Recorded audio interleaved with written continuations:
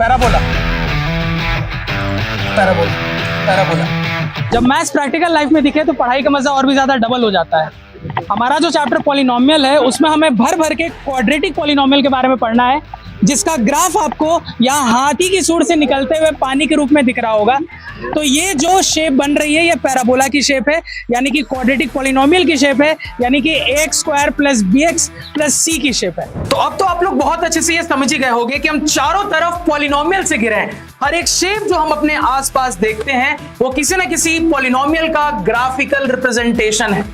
और इन सारे शेप्स में भी एक खास शेप जिसे हम पैराबोला कहते हैं, जो कि एक क्वाड्रेटिक पॉलिनोमियल का ग्राफिकल रिप्रेजेंटेशन होता है, ये तो हमें भर भर के हर जगह मिलता है।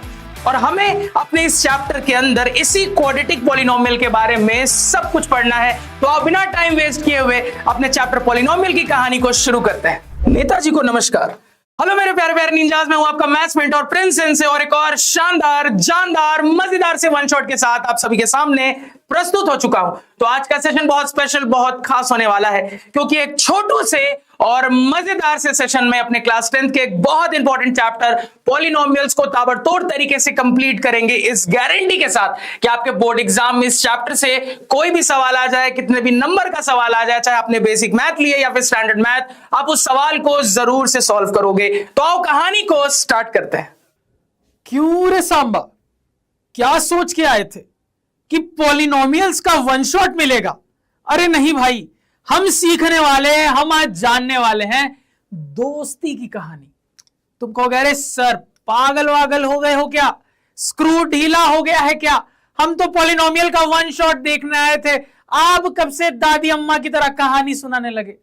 अरे भैया, ये जो चैप्टर पॉलिनोमियल है ना, ये चैप्टर नहीं, ये सच में दोस्ती की कहानी है। जब कहानी सुनाऊंगा अपने आप समझ में आ जाएगा। इस प्यारी सी कहानी से आपके सारे चैप्टर के कंसेप्ट्स क्लियर हो जाएंगे और सवाल धड़ाधड़ बनेंगे, मजा आ जाएगा, फील आ जाएगी। आइए इस कहानी को शुरू करते हैं। सबसे पहले ये जान लेते हैं कि हमारा क्लास 10th का ये एक और जो बहुत इंपॉर्टेंट चैप्टर पॉलिनोमियल्स है, इससे क्या क्या टॉपिक हमें पढ़ने चाहिए और इससे कितने मार्क्स के सवाल बोर्ड एग्जाम में पूछे जाएंगे। तो सर जी, ये जो चैप्टर है इसमें मेनली दो टॉपिक्स आपको अच्छे से करने हैं। ये दो टॉपिक्स आपने अगर कर लिए भैया तो आपकी नैया पार लग जाएगी। दो टॉपिक्स में से पहला टॉपिक है जीरोस ऑफ अ पॉलिनोमियल और अगला टॉपिक है relationship between zeros and coefficients of a quadratic polynomial. अब ये खतरनाक नाम देखकर डर लग रहा होगा, दिल धक धक कर रहा होगा, लेकिन लोड ना लो, ये दोस्ती की कहानी से सब क्लियर हो जाएगा।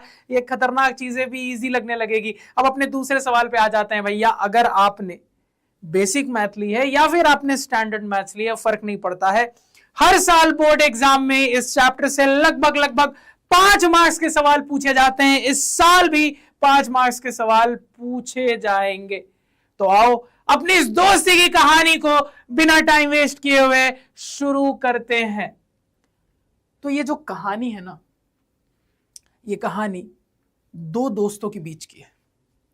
हमारे दो दोस्तों में जो एक दोस्त है वो है नंबर। जी हां, नंबर, जिन नंबर्स के साथ आप बचपन से खेल रहे हो। और जो हमारा दूसरा दोस्त है वो है वेरिएबल। वेरिएबल जैसे x, y, z, t, s। तो जब नंबर और वेरिएबल में दोस्ती हो जाती है, जब नंबर और वेरिएबल मल्टीप्लाई हो जाते हैं, उनका प्रोडक्ट बन जाता है, तो हमारे पास दो दोस्तों का एक जोड़ा मिलता है। कहोगे हां सर। तो कहीं पे भी कहानी में, कहीं पे भी सिचुएशन में अगर हमारे पास अपने दो दोस्तों का एक जोड़ा हुआ या हमारे पास ऐसे दो दोस्तों के बहुत सारे जोड़े हुए जो कि आपस में प्लस साइन या माइनस साइन से कनेक्टेड होते हैं, तो भैया यही हमारी दोस्ती की कहानी कहला सकती है। यही हमारा पॉलिनोमियल कहला सकता है। क्यों कहला सकता है? होगा कि नहीं होगा पॉलिनोमियल, इस पे थोड़ी देर में बात करेंगे। तो मोटा मोटी आपको बात समझ में आनी चाहिए कि सर जब हमारे नंबर और वेरिएबल की दोस्ती होती है वो मल्टीप्लाई होते हैं सर जी। तो हमारे पास दो दोस्तों का एक जोड़ा मिलता है भैया तो हमारे पास कहानी में दोस्तों का एक जोड़ा भी हो सकता है या फिर कहानी में दोस्तों के बहुत सारे जोड़े भी हो सकते हैं जो कि आपस में प्लस साइन या माइनस साइन से कनेक्टेड हो। तो या तो सिर्फ एक दोस्तों का जोड़ा हो या दोस्तों के बहुत सारे जोड़े हो जो कि आपस में प्लस या माइनस साइन से कनेक्टेड हो सर जी। तो यही दोस्तों की कहानी हो सकती है, यही पॉलिनोमियल हो सकता है। क्यों सर जी, कंफर्मेशन क्यों नहीं दे रहे? तो कंफर्मेशन इसलिए नहीं दे रहा क्योंकि हो सकता है ना कि दोस्ती के चेहरे के पीछे एक बहरूपिया छिपा हो, वो दोस्त आपको दिखाने के लिए बन रहा हो लेकिन हो असलियत में तुम्हारा दुश्मन। कहोगे हां सर, और मौका मिलता ही तुम्हारे पीठ पीछे खंजर घोंप दे। कहोगे हां सर, तुम्हें धोखा दे दे। कहोगे हां सर। इसलिए मैंने बोला था ये दोस्ती की कहानी हो भी सकती है, नहीं भी। क्या सच की दोस्ती है? क्या सच में दोस्ती है? दो कंडीशन है। अगर ये दोनों दोस्त मिलके ये दो कंडीशन फुलफिल करते हैं तभी कहेंगे कि भैया ये सच में दोस्त हैं और गड़बड़ नहीं है। तभी कहेंगे कि सर जी ये पॉलिनोमियल है, गड़बड़ नहीं है। क्या दो कंडीशन है? तो दोनों दोस्तों को एक एक कंडीशन फुलफिल करनी पड़ती है। दोनों दोस्त मेरे जोड़े के ये कंडीशन फुलफिल करते हैं तभी कहते हैं कि हाँ भैया तुम लोग सच्ची में दोस्त हो, एक दूसरे को धोखा नहीं दे रहे। क्या क्या कंडीशन है? पहले हमारे जोड़े में नंबर की बात कर लेते हैं। तो भैया जो नंबर है ना वो हमेशा एक रियल नंबर होना चाहिए।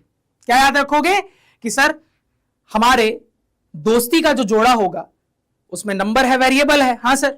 यही दोनों दोस्त है। हाँ सर। यही दोनों मल्टीप्लाइड फॉर्म में है। हाँ सर। तो जो नंबर है वो रियल नंबर होना चाहिए। ठीक है सर, एक कंडीशन नंबर वाली कंडीशन। अब वेरिएबल की भी एक कंडीशन है जो उसे फुलफिल करनी है कि भैया वेरिएबल के माथे की पावर हमेशा होल नंबर होनी चाहिए। वेरिएबल के माथे की पावर 0 हो सकती है या तो कोई पॉजिटिव इंटीजर हो सकती है, इसके अलावा कुछ भी अलाउड नहीं है।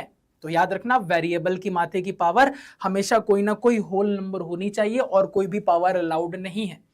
तो अगर दोनों दोस्त मिलके हर बार हमारा ये दोस्तों का जोड़ा मिलके अगर ये कंडीशंस दोनों फुलफिल कर रहा होगा तभी कहेंगे ये सच्ची दोस्ती की कहानी है, तभी कहेंगे भैया पॉलिनोमियल है।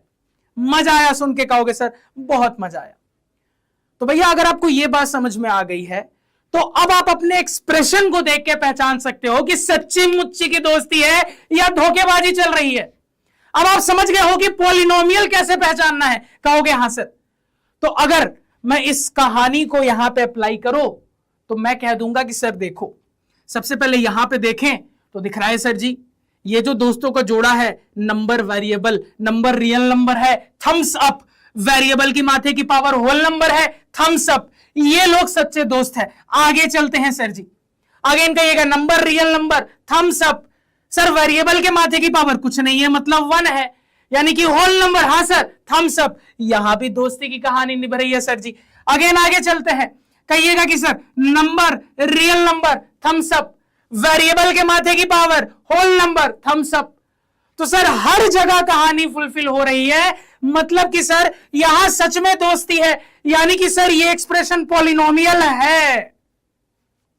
अगेन अगले एग्जांपल में चलिए, यहां पे देखिए सर, यहां पे जो मेरे पास दोस्तों का जोड़ा है number real number, thumbs up. Variable के माथे की power whole number, thumbs up. भैया सच्ची दोस्ती है, कहानी एकदम थम्स अप है। अगेन आगे चलते हैं सर, यहां पे जो नंबर है रियल नंबर, थम्स अप। जो वेरिएबल है सर, तो वेरिएबल के माथे की पावर कुछ नहीं मतलब पावर 1 है, पावर होल नंबर है, थम्स अप। यहां पे भी दोस्ती की कहानी, तो हर जगह दोस्ती की कहानी फुलफिल हो रही है सर जी, यानी यहां पे भी प्रॉपर दोस्ती है, यहां पे भी दोस्ती की कहानी निभ रही है, ये भी पॉलिनोमियल है। लेकिन यहीं पे अगर हम नीचे आ जाए, अब देखो बड़ा मजा आएगा। कहोगे कि सर सबसे पहले यहां अपने दोस्तों के पेयर को देखें तो आप कहिएगा कि sir number real number, thumbs up. Variable के माथे की power whole number, thumbs up. यहां दोस्ती की कहानी निभ रही है सर।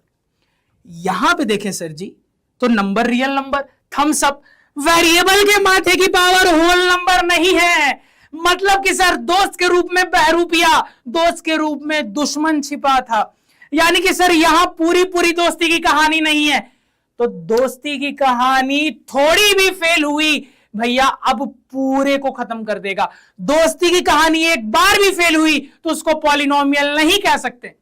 तो यहां कहानी फुलफिल हो रही थी, यहां नहीं हो पाई, सर इस पूरे को पॉलिनोमियल नहीं कह सकते, मतलब ओवरऑल दोस्ती की कहानी फेल हो गई। कहोगे हाँ सर। अगेन यहां नीचे देखिए सर, यहां पे अपने दोस्तों के जोड़े को देखेंगे, number real number thumbs up, variable के माथे की power whole number thumbs up, दोस्ती की कहानी निभ रही है। यहां दोस्ती की कहानी चेक करें सर जी, तो वेरिएबल के माथे की power whole number thumbs up, number real number नहीं है। याद करो फर्स्ट चैप्टर में बताया था कि सर इस टाइप का नंबर रियल नंबर नहीं होता। तो सर अगेन दोस्त के रूप में दुश्मन छिपा था। यहां पे भी कहानी फेल हो गई और सेंसेई ने सिखाया था कि भैया इस लंबे से एक्सप्रेशन में एक बार भी कहानी फेल हो गई भैया तो पॉलिनोमियल नहीं कह सकते, दोस्ती की कहानी नहीं कह सकते। ये भी पॉलिनोमियल नहीं है। पॉलिनोमियल पहचानना सीख गए क्या दोस्ती की कहानी में? हाँ सेंसे सीख गए। तो भैया ये कंडीशन याद रखना, यानी कि मैथमेटिकली स्पीकिंग हमारा इस टाइप का जो एक्सप्रेशन होता है जहां पे आपको ऐसे दोस्तों के जोड़े या तो एक मिल जाए या एक से ज्यादा मिल जाए जो कि आपस में प्लस या माइनस साइन से कनेक्टेड हो, तो ये एक्सप्रेशन पॉलिनोमियल होगा कि नहीं होगा, ये डिसाइड करने की ये दो कंडीशन है जो फुलफिल होनी चाहिए हर बार। एक बार भी कंडीशन फेल हो गई, खेल खत्म, पॉलिनोमियल नहीं होगा। तो सर नंबर वाले पार्ट की कंडीशन ये है कि नंबर हमेशा रियल नंबर होना चाहिए। वेरिएबल वाले पार्ट की कंडीशन ये है कि वेरिएबल के माथे की पावर हमेशा एक होल नंबर होनी चाहिए, यानी कि या तो 0 होनी चाहिए माथे की पावर वेरिएबल की, या फिर कोई पॉजिटिव इंटीजर होनी चाहिए। कहोगे हाँ सर बात समझ में आ गई, क्लियर हो गई। अब अगेन मेरी बात सुनना, इसको देखो। तो भैया मैंने बोला था ना कि आपकी दोस्ती की कहानी में यह भी हो सकता है कि दोस्तों के बहुत सारे जोड़े हो जो कि आपस में प्लस या माइनस साइन से कनेक्टेड हो, या यह भी हो सकता है सर सिर्फ एक ही जोड़ा हो, कोई दिक्कत नहीं भाई, एक जोड़ा हो या एक से ज्यादा जोड़े हो जो कि प्लस या माइनस से कनेक्टेड हो, कोई फर्क नहीं पड़ता है सर। तो एक जोड़ा वाले भी दोस्ती की कहानी बन सकती है। अब अगेन रूल वही है कि सर यहां तो एक ही जोड़ा है चेक करने के लिए, तो ठीक है सर चेक करते हैं। नंबर वाले पार्ट की बात करें तो कहिएगा कि हाँ सर रियल नंबर है, थम्स अप कंडीशन फुलफिल हो रही है। वेरिएबल के पार्ट को चेक करें सर, तो वेरिएबल के माथे की पावर होल नंबर है, यहां भी थम्स अप कंडीशन फुलफिल हो रही है। तो सर एक ही जोड़ा है और दोस्ती की कहानी फुलफिल हो रही है, कंडीशन फुलफिल हो रहा है, यानी ये भी पॉलिनोमियल है। कहोगे हाँ सर बात समझ में आ गई, मजा आ गया, फील आ गई, फटाफट नोट डाउन कर लीजिए। अब देखो एक और इंटरेस्टिंग चीज, यहीं पे जानो यहीं पे समझो।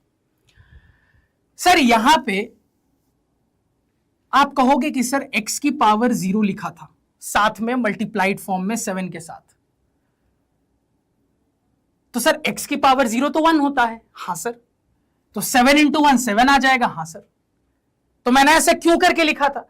क्योंकि तुम कह सकते थे कि सर आपने तो बोला कि कहानी में या तो एक जोड़ा होगा या एक से ज्यादा जोड़े होंगे, लेकिन सर यहां तो जोड़ा ही नहीं है, ये तो अकेला नंबर है, तो दोस्ती की कहानी कैसे बनेगी? है कुछ हमारे ऐसे खास दोस्त होते हैं जो ऐसे तो रोज हमसे चिटचैट नहीं करते, लेकिन कभी भी उन दोस्तों की लाइफ में जरूरत होती है, बस एक मैसेज करने की देर है, हमारे लिए तुरंत खड़े हो जाते हैं। तो भैया ये उसी टाइप का है कि सर देखने में लग रहा है कि भाई अकेला है, लेकिन चूंकि यहां वेरिएबल एक्स यूज हो रहा है, तो क्या मैं इसको ऐसा इमेजिन कर सकता हूं? कहोगे हाँ सर, तो ये जो इसका दोस्त है ना, ये छिपा हुआ होता है, ये ज्यादा चिटचैट नहीं करता, जैसे ही भाई को जरूरत होती है इसका दोस्त इसके लिए खड़ा हो जाता है। तो जोड़ा यहां पे भी है लेकिन छिपा हुआ है, इसलिए शुरू में ऐसे करके लिख रहा था कि तुम्हें कंफ्यूजन ना हो। अब मैं इसको हटा सकता हूं क्योंकि अब तुम कहानी समझ चुके हो। कहोगे हाँ सर, तो ये छोटी सी बात भी ध्यान में रखना। क्लियर क्या? कहोगे हाँ सर, मजा आ गया, फील आ गई, क्रिस्टल क्लियर हो गया। अब अगर आपको ये चीज क्रिस्टल क्लियर हो गई है तो अब पॉलिनोमियल से रिलेटेड कुछ टर्म्स होते हैं, उनको देख लेते हैं। सर जी ध्यान से सुनिएगा। तो सर हमारे पास जो ऑप्शंस थे, उन ऑप्शंस में से हमने देखा कि ये दोनों पॉलिनोमियल हैं, ये पॉलिनोमियल नहीं है, क्योंकि सर यहां पे दोस्ती वाली कंडीशन फेल हो रही है। ठीक, तो जो पॉलिनोमियल की कहानी होती है उसमें याद रखिएगा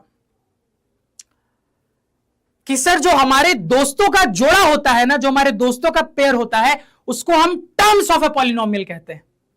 जैसे कि सर अगर इस पॉलिनोमियल में बात करें तो ये एक दोस्तों का जोड़ा यानी मेरे पॉलिनोमियल का ये एक टर्म, अगेन ये एक दोस्तों का जोड़ा यानी कि ये मेरे पॉलिनोमियल का एक और टर्म, अगेन सर ये दोस्तों का जोड़ा, अगेन ये मेरे पॉलिनोमियल का एक और टर्म छिपा हुआ है, याद रखना। हाँ सर समझ गए बात को, बिल्कुल सर। तो सर यही मेरे पॉलिनोमियल के टर्म्स कहला जाते हैं। बोलोगे कैसे? ये वाला टर्म, वो वाला टर्म, इधर वाला टर्म, उधर वाला टर्म, ऊट पटांग लग रहा है ना सर।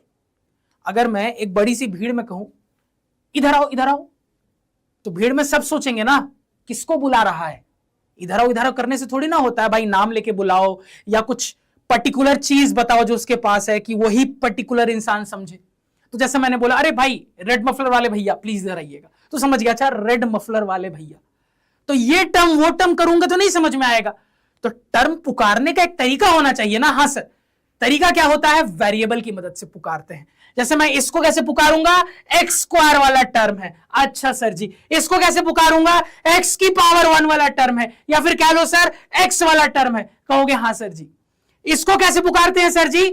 तो वेरिएबल एक्स यूज हो रहा है तो एक्स की पावर 0 वाला टर्म है, या फिर तुम इसको ऐसा भी कह सकते हो कांस्टेंट टर्म है, क्योंकि इसका एक और 2 छिपा हुआ है। तो बस आपको एक कांस्टेंट नंबर दिख रहा है, तो आप इस टाइप को या तो सीधे सीधे कांस्टेंट टर्म भी कह सकते हो या फिर वेरिएबल की पावर 0 वाला टर्म भी कह सकते हो। चूंकि यहां पे वेरिएबल एक्स है तो एक्स की पावर 0 वाला टर्म कह लो या कांस्टेंट टर्म कह लो। कहोगे हाँ सर बात समझ में आई।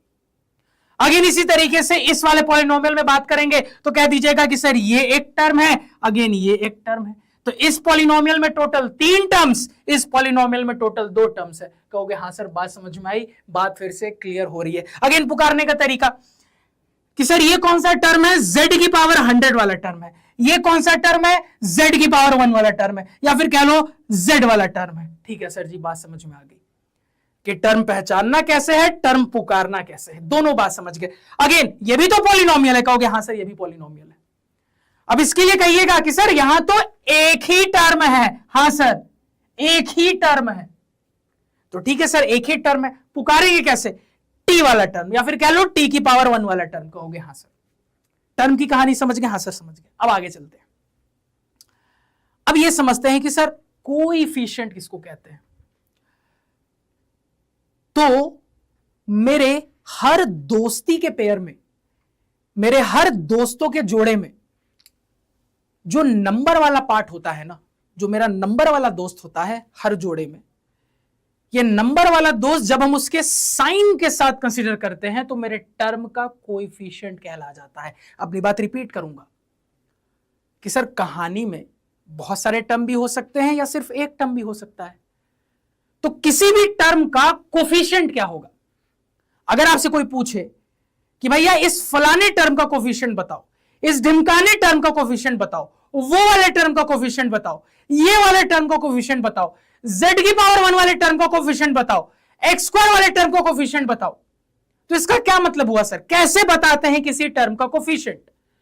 तो जो भी टर्म है सर, वो जो दोस्तों का जोड़ा है उसमें जो आपका नंबर वाला दोस्त है, जब वो हम साइन के साथ बताते हैं वही मेरे टर्म का कोएफिशिएंट हो जाता है। मतलब कि सवाल में समझना, जैसे मान लो मैंने आपसे कहा कि यार इस वाले पॉलिनोमियल में आप मेरे को एक्स स्क्वायर वाले टर्म का कोएफिशिएंट बताओ, तो सर ये जोड़े में नंबर वाला पार्ट ये है, और यह हिडन वे में साइन क्या है सर? कुछ नहीं लिखा है मतलब प्लस 8 लिखा है, कुछ नहीं लिखा है मतलब सर प्लस है, हिडन, ये हम जानते हैं, बचपन से पढ़ के आ रहे हैं सर। तो हम कहेंगे एक्स स्क्वायर वाले टर्म का जो कोएफिशिएंट है वो 8 है। समझ गए? हाँ सर। अगेन यहां अप्लाई करो। कोई हमसे पूछे कि इस वाले पॉलिनोमियल में बताओ एक्स की पावर 1 वाले टर्म का कोएफिशिएंट क्या है, हम कहेंगे +5 है, या सिंपली कहेंगे 5 है, क्योंकि इसके साथ साइन क्या है सर? इसके साथ साइन छिपा हुआ है, प्लस। कहोगे हाँ सर। अगेन कोई हमसे पूछे कांस्टेंट टर्म का कोएफिशिएंट क्या है, हम तुरंत कहेंगे सर 7 है या +7 है, जो आपकी मर्जी है, जैसा आप बोल सकते हो। मान लो यहीं पे ऐसा लिखा होता -7, अब क्या आंसर देते? कि कोई हमसे पूछता इस पॉलिनोमियल में कांस्टेंट टर्म का कोएफिशिएंट बताओ, इस पॉलिनोमियल में x की पावर 0 वाले टर्म का कोएफिशिएंट बताओ, तो हमेशा साइन के साथ इंक्लूड करके अपना नंबर वाला पार्ट बताते हैं सर, तो साइन के साथ -7 बता देते हैं। कहोगे हाँ सर। तो ये छोटी सी बात याद रखना कि हमेशा कोएफिशिएंट उसके साथ जो साइन अटैच्ड होता है उसके साथ बताते हैं। ठीक। अगेन अगला एग्जांपल देखो सर, z की पावर 100 वाले टर्म का कोएफिशिएंट 9 या +9, जो आपकी मर्जी। अगेन z वाले टर्म का कोएफिशिएंट 2 + 2, जो बोलो आपकी मर्जी। क्लियर? जैसे यहां पे यहां पे अगर मैं तुमसे पूछूं कि बताओ यार टी वाले टर्म का कोफिशिएंट -9, कहोगे हाँ सेंसे, समझ गए बात को। तो टर्म की कहानी समझ गए, टर्म गिनना आ गया, टर्म पहचानना आ गया, टर्म पुकारना आ गया, कोफिशिएंट की भी कहानी समझ गए, कहोगे हाँ सर मजा आ गया, फील आ गई। अब और आगे चलते हैं। सर ये भी एक पॉलिनोमियल, हाँ सर। ये भी एक पॉलिनोमियल, हाँ सर। ये भी एक पॉलिनोमियल, हाँ सर। तो दोस्तों की कहानी ये भी है, दोस्तों की कहानी ये भी है, दोस्ती की कहानी ये भी है। अब किस कहानी की मैं बात कर रहा हूं ये मैं कैसे पता करूंगा कि यार वो याद है वो वाले गांव में जो दोस्तों की कहानी थी यार कितनी अच्छी थी, तो बताना पड़ेगा ना। अच्छा वो फलाने गांव की बात हो रही थी। अच्छा वो पटना वाले जो हमारे दोस्त थे उसकी कहानी पता है यार कितनी अमेजिंग थी, वो दोस्त बड़े गजब के थे, कहोगे हाँ सर। तो जब दोस्ती की कहानी बहुत सारी होती है, जब पॉलिनोमियल बहुत सारे होते हैं, तो मैं ऐसे थोड़ी ना बार बार बोलूंगा वो वाले दोस्तों की कहानी, ये वाले दोस्तों की कहानी। अगेन डिफरेंशिएट करने के लिए दोस्तों की कहानी, अगेन एक पॉलिनोमियल दूसरे से अलग है, ये पुकारने के लिए एक नामकरण करना पड़ेगा। हाँ सर, तुम्हारी दोस्ती की कहानी का नामकरण कैसे करते हैं, किसी पॉलिनोमियल की नेमिंग कैसे करते हैं, नामकरण कैसे करते हैं, अब इसको सीखो, ध्यान से सुनना। क्या तरीका होता है देखो। तो तरीका यह होता है कि सर जिस भी पॉलिनोमियल का नामकरण आपको करना है, सबसे पहले एक ब्रैकेट डालिए और उस ब्रैकेट में उसमें जो वेरिएबल इस्तेमाल हो रहा है वो लिखिए। अब जैसे इस पॉलिनोमियल का नामकरण करना है सर, तो यहां क्या वेरिएबल इस्तेमाल हो रहा है, एक्स, तो ब्रैकेट के अंदर एक्स लिख देंगे। जैसे मान लो इस पॉलिनोमियल का नामकरण करना होता तो क्या करेंगे सर, ब्रैकेट के अंदर z लिख देंगे क्योंकि यहां इस्तेमाल होने वाला वेरिएबल z है। मान लो मुझे इस वाले पॉलिनोमियल का नामकरण करना है तो कैसे करते सर जी, तो आप कहते सर ब्रैकेट के अंदर t लिख देते क्योंकि यहां इस्तेमाल होने वाला वेरिएबल t है। तो ब्रैकेट के अंदर उस पॉलिनोमियल में जो वेरिएबल इस्तेमाल हो रहा है वो लिखते हैं। अब बाकी कुछ भी चुन्नू मुन्नू सोनू मोनू कुछ भी नाम रख दो। जैसे मान लो मैं इसका नाम रख दूंगा कुछ f या f1, जो तुम्हारी मर्जी। तो भैया ये पूरा पॉलिनोमियल मैं कैसे पुकारूंगा, f1x पॉलिनोमियल है, या कह लो fx पॉलिनोमियल है। इसी तरीके से मान लो मैं इस पॉलिनोमियल का नाम रख देता हूं gz, तो इसको कैसे पढ़ूंगा भैया, कैसे पुकारूंगा, gz पॉलिनोमियल है। तो सामने वाला सुन के समझ जा रहा है अच्छा अच्छा अच्छा अच्छा इसमें इस्तेमाल होने वाला वेरिएबल क्या है। या फिर मैं इसको कुछ g1z या f2z कुछ भी बोल सकता था। अगेन सर इसको पुकारना है तो इसको पुकारने के लिए कुछ भी, जैसे मान लो मैं इसको g2t बोल देता हूं, कोई दिक्कत नहीं सर, कहोगे हाँ सर बात समझ में आ गई कि नामकरण करना पॉलिनोमियल का बहुत आसान है। दोस्ती की कहानी को एक नाम देना बहुत आसान है।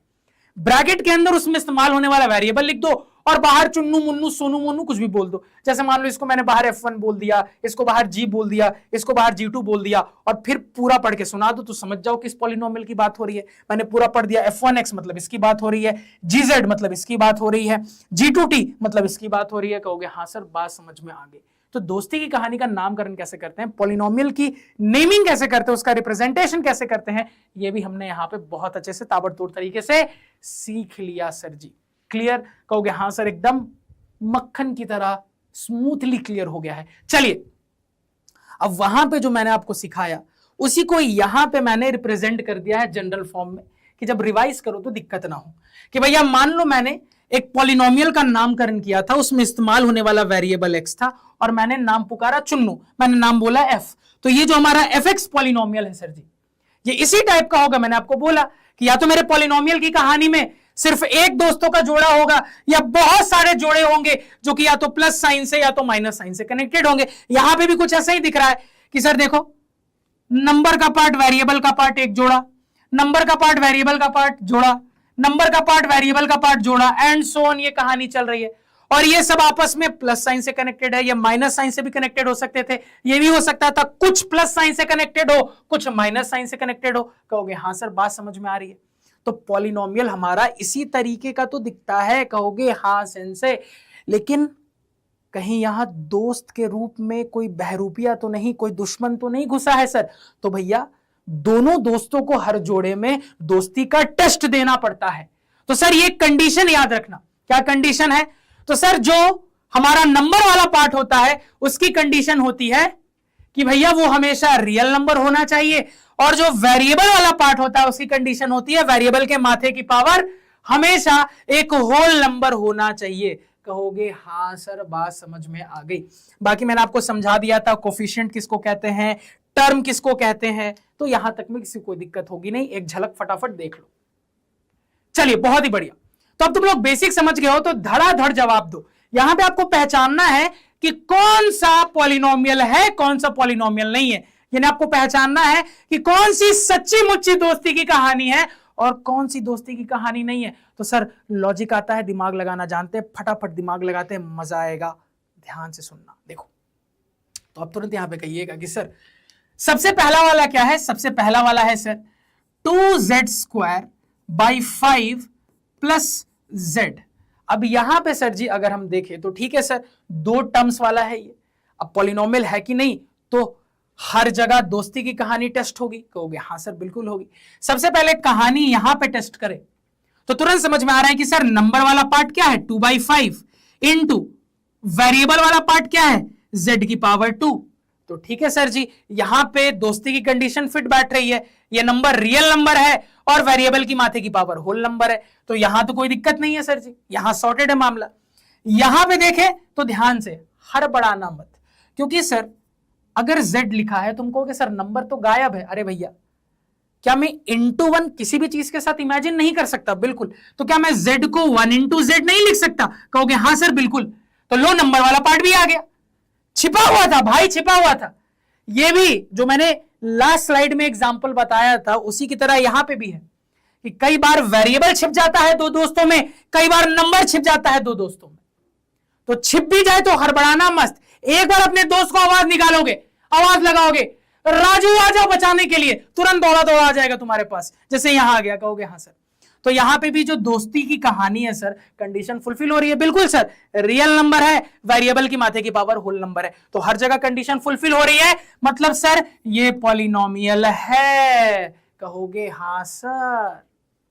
अब दूसरा वाला देखो, दूसरे वाले में बड़ा मजा आएगा। दूसरा वाला क्या है? दूसरा वाला है 1/y² - 3y + 8।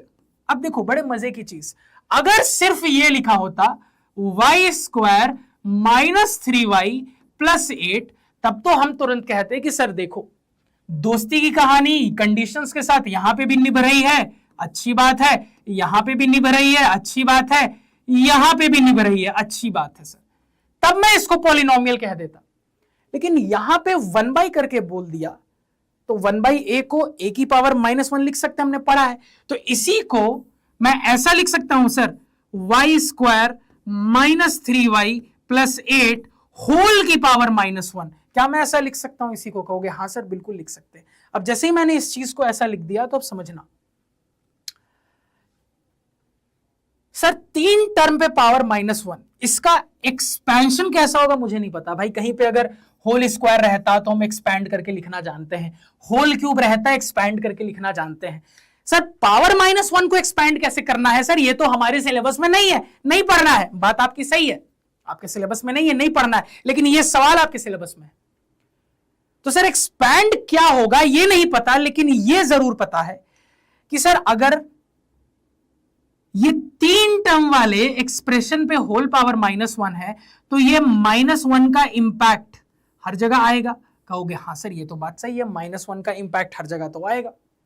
तो अगर -1 का इंपैक्ट हर जगह आएगा तो अल्टीमेटली पावर में मुझे माइनस दिखने लगेगा, क्योंकि माइनस को लेट से मैं इससे मल्टीप्लाई करता हूं तो प्लस माइनस ओवरऑल माइनस आ रहा है पावर।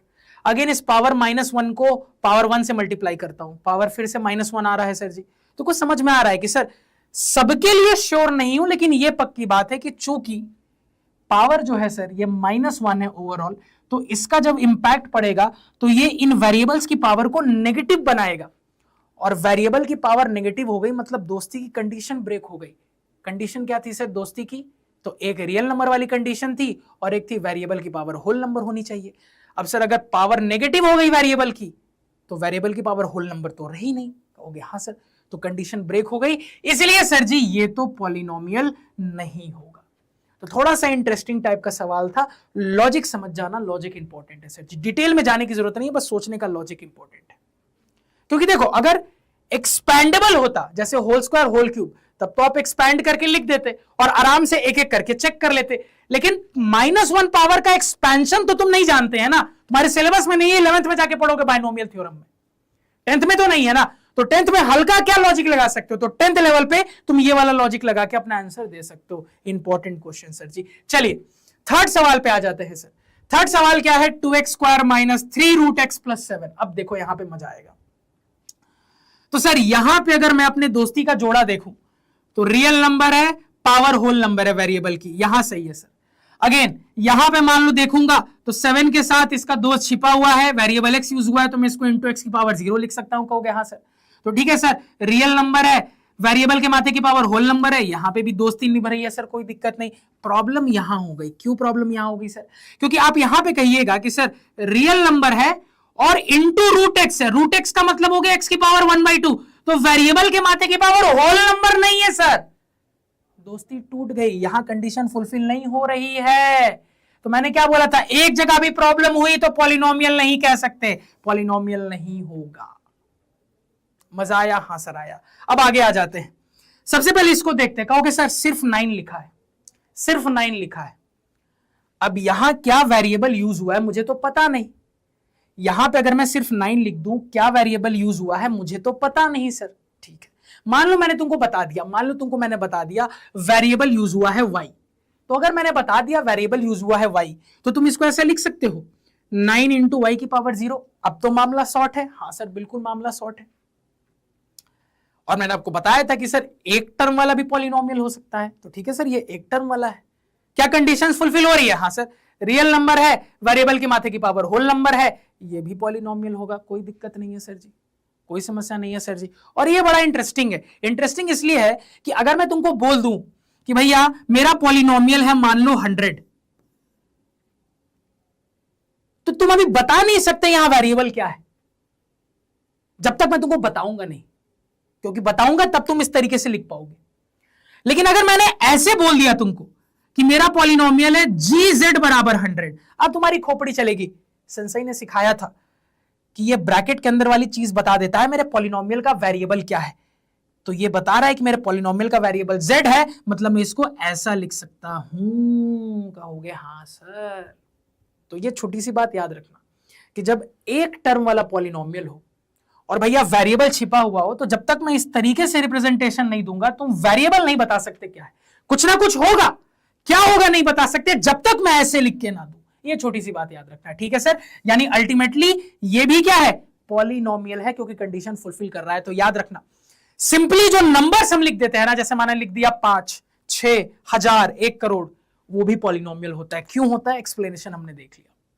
तो सर नंबर में तो 0 भी आता है, तो ये भी पॉलिनोमियल होना चाहिए। बिल्कुल बात सही है आपकी, नंबर में तो 0 भी आता है।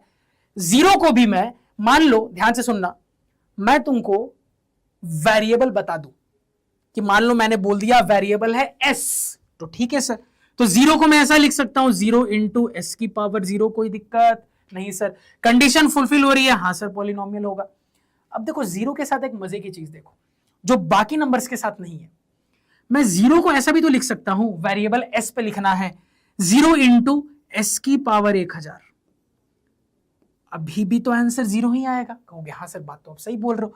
0 को मैं ऐसा भी लिख सकते हूं 0 × s की पावर 1 करोड़, कोई दिक्कत, अभी भी तो आंसर 0 ही आएगा। हाँ सर, कंडीशन यहां पे भी फुलफिल हो रही है। हाँ सर, मतलब तुम समझो मजे की चीज कि 0 इतना स्पेशल है कि भैया मैंने तुमको वेरिएबल बता भी दिया, उसके बाद भी तुम वेरिएबल के माथे की पावर अपने हिसाब से चेंज करके लिख सकते हो। कहोगे हाँ सर, तो भैया डेफिनेशन तो हर बार फॉलो हो रही है। कहोगे हाँ सर, तो पॉलिनोमियल तो ये भी है। कहोगे हाँ सर बिल्कुल सही बात बोल रहे हो, पॉलिनोमियल तो ये भी है। अब यहाँ पे कुछ बच्चे आर्गुमेंट करेंगे, तो सर मैं ऐसा करके लिख दूं कि कंडीशन फेल हो जाए, फिर तो भैया क्यों मूर्खता करोगे? जब समझाने के लिए तुम्हारे लिए काम आसान बना रहा हूं तो क्यों चीजों को कॉम्प्लिकेटेड बना रहे हो? चीजें इजी ही रहने दो, ये खुराफाती दिमाग यहां मत लगाना है। ठीक है सर, समझ गए बात को? कहोगे हाँ सेंसेई, बहुत अच्छे से समझ गए। तो 0 भी पॉलिनोमियल है, याद रखना हर एक नंबर पॉलिनोमियल है, हर एक नंबर पॉलिनोमियल होता है। क्यों होता है एक्सप्लेनेशन में देख लिया। 0 के साथ क्या स्पेशल सीन बनता है ये भी हमने देख लिया। क्लियर? कहोगे हाँ सर क्रिस्टल क्लियर। यानी कि सर इतने सारे ऑप्शंस में से पहला वाला पॉलिनोमियल निकला, चौथा वाला पॉलिनोमियल निकला, बाकी कोई भी पॉलिनोमियल नहीं है। आगे चलते हैं सर जी, डिग्री ऑफ ए पॉलिनोमियल। अब बहुत मजे की चीज आई सर। पॉलिनोमियल क्या है? दोस्ती की कहानी। अब दोस्ती की जो मेरी कहानी है, इस कहानी में बहुत सारे दोस्तों के जोड़े भी हो सकते हैं या कोई एक जोड़ा भी हो सकता है। हाँ सर, हमारे पॉलिनोमियल में बहुत सारे टर्म भी हो सकते हैं या एक टर्म भी हो सकता है। तो मुद्दा यह है कि सर जब दोस्ती की कहानी में इतने सारे दोस्तों के जोड़े हैं तो कई बार एक लड़ाई हो सकती है दोस्तों के बीच में। कोई बोलेगा हमारी दोस्ती ज्यादा मजबूत है, उधर से कोई बोलेगा नहीं नहीं नहीं हमारी दोस्ती ज्यादा मजबूत है। वो बोलेगा अरे नहीं नहीं नहीं नहीं, अरे तुम लोग तो कहीं नहीं हो, हमारी दोस्ती ज्यादा पुरानी है, ज्यादा मजबूत है। तो सर जब एक दोस्ती की कहानी होती है तो उस दोस्ती की कहानी में किसकी दोस्ती की क्या डिग्री है यह पता करना बड़ा मुश्किल हो जाता है। किसकी दोस्ती ज्यादा मजबूत है, ज्यादा गहरी है, यह पता करना मुश्किल हो जाता है। तो मैथमेटिशियंस ने इस दोस्ती की कहानी के लिए एक रूल बना दिया कि कभी भी तुमसे एक पॉलिनोमियल में अगर दोस्ती की डिग्री पूछी जाए, यानी कि पॉलिनोमियल की डिग्री पूछी जाए कि किसकी दोस्ती ज्यादा मजबूत, ज्यादा पुरानी, ज्यादा अच्छी, तो यह पहचानने का तरीका क्या है? तो जो भी दोस्तों के जोड़े हैं उनको एक एक करके देखिए। जिस जोड़े में वेरिएबल के माथे की पावर सबसे ज्यादा होगी वही बताएगा कि भैया जी मेरे पॉलिनोमियल का डिग्री क्या होगा। यानी कि वहां से आपको पता चल गया कि मेरे पूरे पॉलिनोमियल के अंदर सबसे ज्यादा गहरे दोस्त कौन है, उनकी डिग्री क्या है। तो याद रखना कि कभी भी एक पॉलिनोमियल की डिग्री निकालनी होती है तो आपको उस पूरे पॉलिनोमियल में एक एक टर्म करके देखना है कि भैया किस सिचुएशन में वेरिएबल की सबसे ज्यादा पावर है। तो जिस भी टर्म की कहानी में वेरिएबल की सबसे ज्यादा पावर दिख जाती है वही सबसे बड़ा वाला पावर मेरे पॉलिनोमियल का डिग्री बन जाता है। यानी कि सर जी कभी भी यह पता करना हो कि मेरी दोस्ती की कहानी में सबसे गहरी दोस्ती किसकी है, मेरी दोस्ती की कहानी में सबसे अच्छे दोस्त कौन है, तो भैया वो वाला पेयर चुनेंगे जिस पेयर में वेरिएबल के माथे की पावर सबसे ज्यादा हो, और वही नंबर मेरे दोस्ती की डिग्री कहला जाती है, वही मेरे पॉलिनोमियल की डिग्री कहला जाती है। यानी कि सर अगर मैं इस कंसेप्ट को यहां पे अप्लाई करूं तो ध्यान से सुनना। तो डेफिनेशन जो मैंने आपको बताई लिखी है कि पॉलिनोमियल की डिग्री कैसे निकालते हैं, तो highest power of variable that is observed. तो आपको अपने पूरे पॉलिनोमियल को ऑब्जर्व करना है और एक एक टर्म वाइज करके देखना है कि कहां मुझे वेरिएबल की सबसे ज्यादा पावर दिखी। तो जहां वेरिएबल की सबसे ज्यादा पावर दिखी वही जो सबसे बड़ी वाली पावर दिखी वेरिएबल की, वही सबसे बड़ी वाली पावर, वही नंबर मेरे पूरे पॉलिनोमियल का डिग्री कहला जाता है। समझ गए? वही मेरे दोस्ती की डिग्री कहला जाती है। जैसे इस पॉलिनोमियल के लिए दोस्ती की डिग्री क्या होगी, तो आप कहिएगा कि सर यहां पे अगर मैं इस वाले में देखूं तो यहां पे वेरिएबल के माथे की पावर 1 है और यहां पे सर छुपा हुआ है दोस्त, तो यहां वेरिएबल के माथे की पावर 0 है। तो सर कंपैरिजन में सारे दोस्तों के पेयर में सबसे ज्यादा वेरिएबल का पावर कहां दिखा, यहां दिखा सर जी। तो वही जो सबसे बड़ा वेरिएबल का पावर होता है वही मेरे पॉलिनोमियल का डिग्री, वही मेरे दोस्तों की डिग्री कहला जाता है। तो भैया इन दोनों में यही सबसे गहरे दोस्त हैं और इनके दोस्ती की डिग्री क्या है, 1 है। कहोगे हाँ सर। अगेन इसी तरीके से इसको देखो, पॉलिनोमियल जी वाई, तो वेरिएबल वाई वाला पॉलिनोमियल है। यहां पे आप कहिएगा कि सर अगर इधर देखा जाए तो वेरिएबल के माथे की पावर 2 है, इधर देखा जाए वेरिएबल के माथे की पावर 1 है, इधर देखा जाए तो वेरिएबल के माथे की पावर 0 है। तो सर जी हर एक दोस्तों के पेयर को मैंने देखा, सबसे ज्यादा वेरिएबल की पावर यहां दिखी सर जी, यानी यही मेरे दोस्ती की डिग्री हो जाएगी, यही सबसे पुराने दोस्त है। और हमारे दोस्ती की डिग्री, पॉलिनोमियल की डिग्री क्या हो गई सर, 2 हो गई। कहोगे हाँ सर। इसी तरीके से अब इसको देख लेते हैं। अब इसको देखेंगे तो कहिएगा कि सर इसको रिप्रेजेंटेशन को देख के पता लग रहा है कि यहां यूज होने वाला वेरिएबल t है, यानी कि मैं इसको ऐसा लिख सकता हूं। कहोगे हाँ सर अभी आपने ये सिखाया है। तो सर यहां तो कंपेयर करने के लिए और कोई है नहीं। भाई लड़ाई तो तब होगी ना जब कंपेयर करने के लिए और कोई होगा, यहां कंपेयर करने के लिए कोई है नहीं। तो जब कंपेयर करने के लिए कोई है नहीं तो भाई एक ही टर्म है, तो यही जो वेरिएबल की माथे की पावर होगी वही डिग्री कहला जाएगी। तो सर जी वेरिएबल के माथे की पावर 0 है तो यही डिग्री हो गई। कहोगे हाँ सेंस सही बात है। अगेन जीरो को देखो, अब बहुत इंटरेस्टिंग, बहुत मजा आएगा। तो जीरो के साथ मैंने आपको एक फंडा बताया कि सर सबसे पहले मान लो मैंने तुमको बता दिया ये पॉलिनोमियल है fz, यानी यूज होने वाला वेरिएबल z है। तो अगर यूज होने वाला वेरिएबल z है तो इससे मुझे क्लियर होता है कि मैं जीरो को ऐसा लिख सकता हूं, 0 इंटू जेड की पावर 0। कहोगे हाँ सर। अब मेरे मन में एक प्यारा सा ख्याल आया, बार बार आया कि सर मैं इसको ऐसा भी तो लिख सकता हूं। हाँ सर, अभी भी आंसर 0 आएगा। सर मैं इसको ऐसा भी तो लिख सकता हूं, अभी भी आंसर 0 आएगा। सर मैं इसको ऐसा भी तो लिख सकता हूं, अभी भी आंसर 0 आएगा। तो कुछ समझ में आया कि सर टर्म एक ही है, तो जो वेरिएबल के माथे की पावर होगी वही डिग्री बन जाएगा। जब एक ही टर्म होता है तो बाकी लोगों में तो लड़ाई है नहीं। तो भाई जब लड़ाई है नहीं, एक ही पेयर है, तो जो वहां पे वेरिएबल के माथे की पावर वही पॉलिनोमियल की डिग्री, वही दोस्ती की डिग्री। लेकिन जीरो के साथ प्रॉब्लम ये हो रही है कि सर वेरिएबल बताने के बाद भी मैं वेरिएबल के माथे की पावर बदल बदल के लिख सकता हूं और हर बार रिजल्ट तो 0 ही आएगा। तो अब मैं समझ नहीं पाता कि ये 0 आ कैसे रहा है, ऐसे आया होगा कि ऐसे आया होगा कि ऐसे आया होगा कि ऐसे आया होगा। अब चूंकि मैं ये नहीं समझ पाता कि ये 0 आसमान से गिरा कैसे, किस तरीके से, इसी वजह से इस सिचुएशन में मैं कह देता हूं डिग्री अनडिफाइंड है। तो ये तगड़ी चीज 0 के लिए याद रखना कि चूंकि 0 में ये एम्बिग्विटी क्रिएट हो जाती है सर जी, क्योंकि इसके हिसाब से बोलेंगे तो डिग्री 0, इसके हिसाब से बोलेंगे तो डिग्री 1, इसके हिसाब से बोलेंगे तो डिग्री 2। तो चूंकि ये प्रॉब्लम हो रही है सर जी, इसी वजह से मैथमेटिशियंस ने कह दिया कि भैया अगर 0 होना तो इस पॉलिनोमियल की डिग्री अनडिफाइंड बोल देना, क्योंकि ये प्रॉब्लम क्रिएट हो रही है। कहोगे हाँ सर मजा आ गया, फील आ गई, फटाफट नोट डाउन कर लीजिए। मजा आ गया, समझ गए डिग्री? कहोगे हाँ सर एकदम बहुत अच्छे से दोस्ती की डिग्री समझ गए। अब सर कल स्कूल जाके हम भी अपने दोस्तों के बीच की डिग्री नापेंगे। चलिए अब यहां सवाल पे लौटते हैं। देखो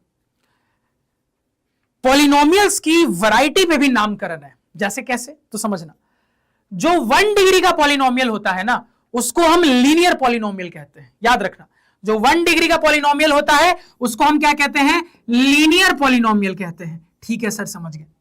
जो 2 डिग्री का पॉलिनोमियल होता है उसको हम क्वाड्रेटिक पॉलिनोमियल कहते हैं। याद रखिएगा, 2 डिग्री का पॉलिनोमियल को ही क्वाड्रेटिक पॉलिनोमियल कहते हैं। मान लो 3 डिग्री का होता तो उसको हम क्यूबिक पॉलिनोमियल कहते हैं। ठीक है, कहोगे हाँ सर। तो 4 डिग्री, 5 डिग्री ऐसे करके आगे बहुत आएंगे, उनके भी अलग अलग नाम है, लेकिन आपके सिलेबस के हिसाब से यहां तक जानना इंपॉर्टेंट है, इसके आगे नहीं। 10th तक यहीं तक जानो। 1 डिग्री वाला लीनियर पॉलिनोमियल कहलाएगा, 2 डिग्री वाला क्वाड्रेटिक कहलाएगा, 3 डिग्री वाला क्यूबिक पॉलिनोमियल कहलाएगा। अब असली मजे की चीज, सर 0 डिग्री वाला क्या कहलाएगा? तो कहोगे सर 0 डिग्री वाला कांस्टेंट पॉलिनोमियल कहलाता है।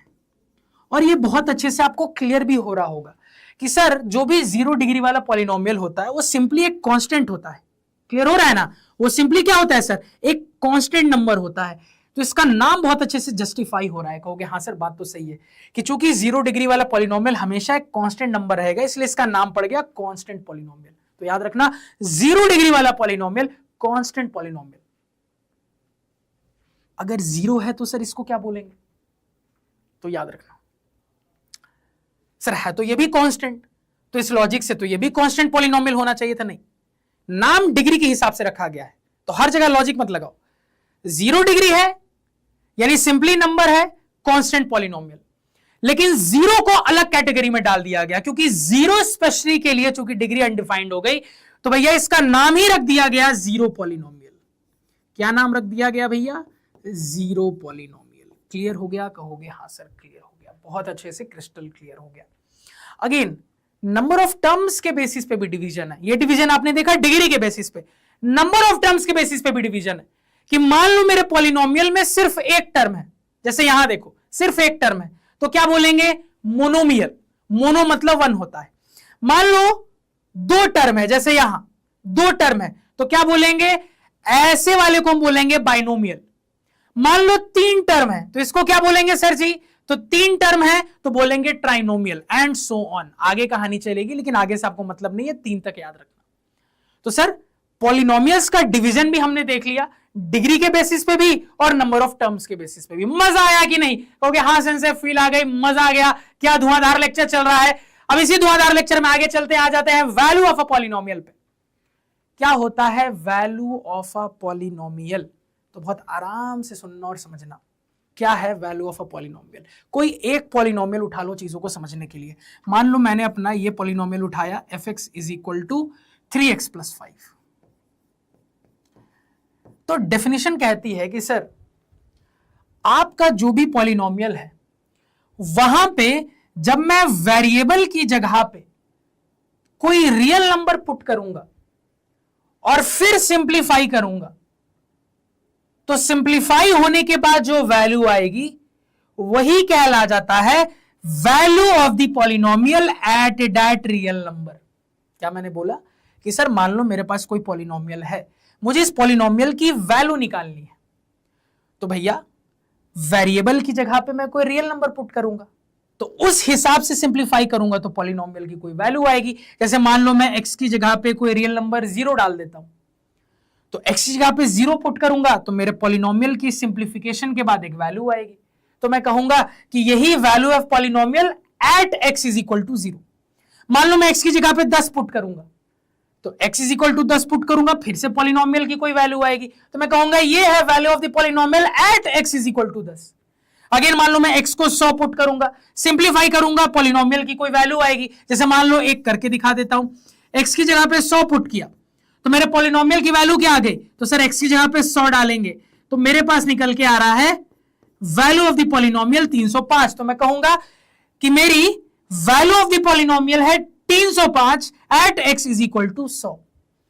तो वैल्यू ऑफ द पॉलिनोमियल अलग अलग आ सकती है, डिपेंड करेगा कि आप वेरिएबल की जगह पे कौन सा रियल नंबर पुट कर रहे हो। तो समझ गए पॉलिनोमियल की वैल्यू कैसे आती है, पॉलिनोमियल की वैल्यू कैसे निकलती है। कहोगे हाँ सही, बहुत अच्छे से समझ गए। तो ये क्लियर हो गया कि एक पॉलिनोमियल की बहुत सारी डिफरेंट वैल्यू आ सकती है। ये इस बात पे डिपेंड करेगा कि भैया आप उस पॉलिनोमियल में वेरिएबल की जगह पे कौन सा रियल नंबर पुट कर रहे हो, क्योंकि आप जैसा भी रियल नंबर वेरिएबल की जगह पे पुट करके सिंप्लीफाई करोगे उस हिसाब से एक पॉलिनोमियल की वैल्यू निकल के आ जाएगी। और वही चीज यहां अंग्रेजी में मैंने बोल दी है कि भैया if fx is a polynomial and let's say alpha be any real number, then f alpha is called the value of the polynomial at x is equal to alpha. यही तो मैंने बोला कि मान लो fx कोई पॉलिनोमियल है, alpha कोई रियल नंबर है, तो जब मैं वेरिएबल की जगह पे अपने रियल नंबर को पुट करूंगा तो जो मेरे पॉलिनोमियल की वैल्यू निकल के आएगी वही कहलाएगा value of the polynomial at x is equal to alpha. यही तो मैंने समझाया। कहोगे हाँ सर, और रिप्रेजेंट कैसे करता है, ऐसे करते आपको दिखाया कि भैया जब आप वेरिएबल की जगह पे रियल नंबर पुट कर दोगे तो ये कुछ ऐसा रिप्रेजेंटेशन दिखेगा।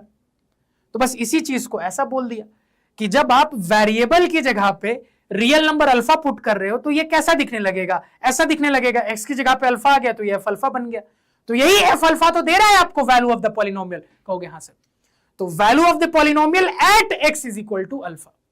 तो हमेशा जब वैल्यू ऑफ पॉलिनोमियल की बात करते हैं तो किस वेरिएबल की वैल्यू पे है वो करते हैं, वैसे हवा में नहीं बोल सकते, क्योंकि वैल्यू ऑफ द पॉलिनोमियल 305 आ रहा है, 300 भी आ सकता है, 1000 भी आ सकता है, -1000 भी आ सकता है, 0 भी आ सकता है। तो बस इतना नहीं बोल सकते ना कि भैया वैल्यू ऑफ द पॉलिनोमियल ये भी है, ये भी है, ये भी है, ये भी है, हमें बोलना पड़ेगा अच्छा ये वैल्यू है जब मैं वेरिएबल की जगह पे ये पुट कर रहा हूं तो at x is equal to this. ये वैल्यू ऑफ द पॉलिनोमियल है at x is equal to this, ये वैल्यू ऑफ द पॉलिनोमियल है at x is equal to this. कहोगे हाँ सर बात समझ में आ गई, वैल्यू ऑफ द पॉलिनोमियल समझ गए और रिप्रेजेंट करने का तरीका भी हम समझ गए। कहोगे हाँ सर कि लेट से मुझे निकालना है value of the polynomial fx at x is equal to 100, तो x की जगह पे 100 पुट करना है, मतलब क्योंकि क्या दिया ना कि वैल्यू निकालिए पॉलिनोमियल की at x is equal to 100, मतलब वेरिएबल की जगह पे 100 पुट करना है। तो वेरिएबल की जगह पे 100 पुट करोगे तो रिप्रेजेंटेशन ऐसा हो गया f100, यही f100 देगा value of the polynomial at x is equal to 100। और कैसे निकलेगा, वेरिएबल की जगह पे according to the requirement x को 100 पुट किया सर जी, सिंप्लीफाई किया, ये आ गया मेरा वैल्यू ऑफ द पॉलिनोमियल। समझ में आया क्या, कहोगे हाँ सर बहुत अच्छे से आ गया। अब देखो एक सवाल को सॉल्व करो और अच्छे से क्लैरिटी मिलेगी। जैसे मान लो ये सवाल है, पॉज करके वीडियो तुम भी ट्राई करो कि सर मान लो मुझे एक पॉलिनोमियल दे दिया गया है fx is equal to 2x square minus 3x minus 2। अब मुझे क्या निकालना है, f1 f2 f minus 2 f minus 1/2। इसका मतलब क्या है, तो ये देख के ही तुरंत तुमको समझ में आया, लास्ट वाली स्लाइड याद आई कि सर ये लिख दिया, मतलब इनडायरेक्टली कह रहा है find the value of polynomial F X at X is equal to 1। इसको देख के समझ में आ रहा है? अच्छा सर, मुझसे पूछा जा रहा है value of the polynomial F X at X is equal to 2। अच्छा सर, मुझसे पूछा जा रहा है value of the polynomial F X at X is equal to -2। मुझसे पूछा जा रहा है value of the polynomial F X at X is equal to -1/2। कहोगे हाँ सर। तो इनको पढ़ के मेरे को समझ में आ रहा है कि indirectly value of the polynomial पूछा जा रहा है। किस किस वेरिएबल की वैल्यू पे, ये ब्रैकेट के अंदर देख के समझ में आ गया। तो सवाल हर बार आपको ऐसा नहीं बोलेगा find the value of the polynomial F X at X is equal to 1 या फिर find the value of polynomial F X at X is equal to 2। सवाल ऐसे इनडायरेक्टली नोटेशन फॉर्म में भी दे सकता है। नोटेशन सिखाया है, समझ जाना तुम देखकर। कहोगे हाँ सर। तो धड़ाधड़ निकालते हैं। सबसे पहले f1 निकालना है। तो fx क्या है सर? तो fx पॉलिनोमियल है हमारा 2x square minus 3x minus 2। मुझे क्या निकालना है? Value of the polynomial at x is equal to 1। ठीक है सर, इसी को f1 कहेंगे। तो x की जगह पे 1 डालेंगे सर, तो ये हो जाएगा 2 इंटू 1 का स्क्वायर माइनस 3 इंटू 1 माइनस 2। यानी कि सर ये यहां से निकल के आ गया 2 माइनस 3 माइनस 2, तो 2 से 2 कट गया सर जी, -3 आंसर निकल के आ रहा है। तो हम कहेंगे value of the polynomial F X at X is equal to 1 is equal to -3। ठीक है सर जी। अब इसी तरीके से f2 निकाल लेते हैं। ठीक है सर, निकाल लेते हैं f2। तो f2 क्या हो जाएगा? तो तुरंत यहां पे कह दीजिएगा वेरिएबल x की जगह पे 2 को पुट करेंगे सर, तो ये हो जाएगा 2 इंटू 2 का स्क्वायर माइनस 3 इंटू 2 और इसके बाद -2। कोई दिक्कत किसी को? कहोगे नहीं सर, बिल्कुल कोई दिक्कत नहीं। वेरिएबल x की जगह पे 2 पुट कर दिया, तो 2 2 जा 4 2 जा 8 हो गया। यहाँ पे -6 -2, तो ये 0 निकल के आ गया। तो आप कहिएगा value of the polynomial F X at X is equal to 2 equal to 0। अब f-2 निकाल लेते हैं। ठीक है सर, f-2 भी निकाल लेते हैं। तो आप कहिएगा f-2 यानी कि value of the polynomial F X at X is equal to -2 क्या हो जाएगा? तो वेरिएबल x की जगह पे -2 पुट करेंगे सर, तो 2 इंटू एक्स की जगह पे -2 का स्क्वायर, इसके बाद -3 इंटू -2 और लास्ट में -2 हो गया। कितना निकल के आ रहा है? देखो आराम से देखना, नेगेटिव का स्क्वायर पॉजिटिव, 2 का स्क्वायर 4, 2 जा 8 आ गया। यहां पे माइनस माइनस प्लस, 3 2 जा 6 -2 यानी कि 8 + 6 14 -2 12 निकल के आ गया। तो आप कहिएगा कि sir value of the polynomial at x is equal to -2 is equal to 12 हो जाएगा। अगेन इसी तरीके से फाइनली ये निकाल लेते हैं sir, value of the polynomial at x is equal to -1/2।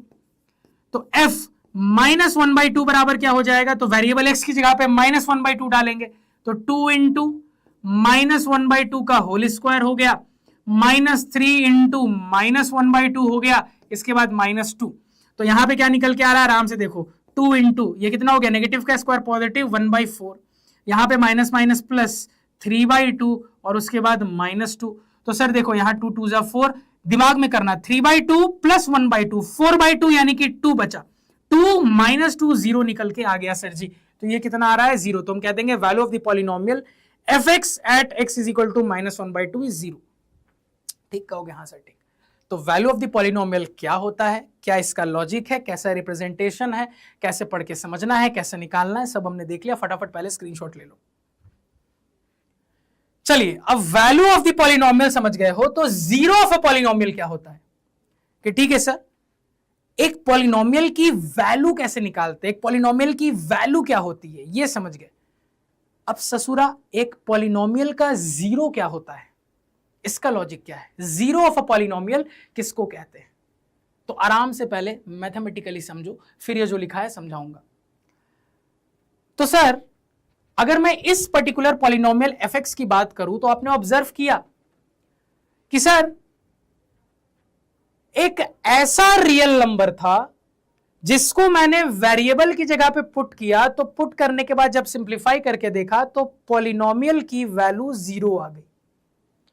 फिर से मैंने देखा कि सर एक ऐसा रियल नंबर था जिसको मैंने वेरिएबल x की जगह पे पुट किया और सिंप्लीफाई किया, तो मेरे पॉलिनोमियल की वैल्यू 0 आ गई।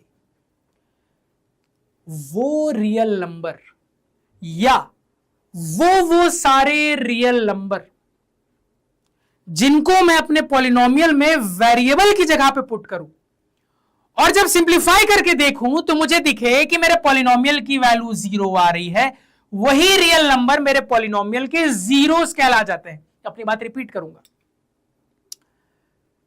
वो सारे रियल नंबर जिनको अगर मैं अपने पॉलिनोमियल में वेरिएबल की जगह पे पुट करके सिंप्लीफाई करूं और मुझे दिखे कि भैया उन रियल नंबर्स पे मेरे पॉलिनोमियल की वैल्यू सिंप्लीफाई होके 0 आ रही है, उन्हीं रियल नंबर्स को हम जीरोस ऑफ पॉलिनोमियल कह देते हैं। वही रियल नंबर्स मेरे पॉलिनोमियल के जीरोस कहला जाते हैं।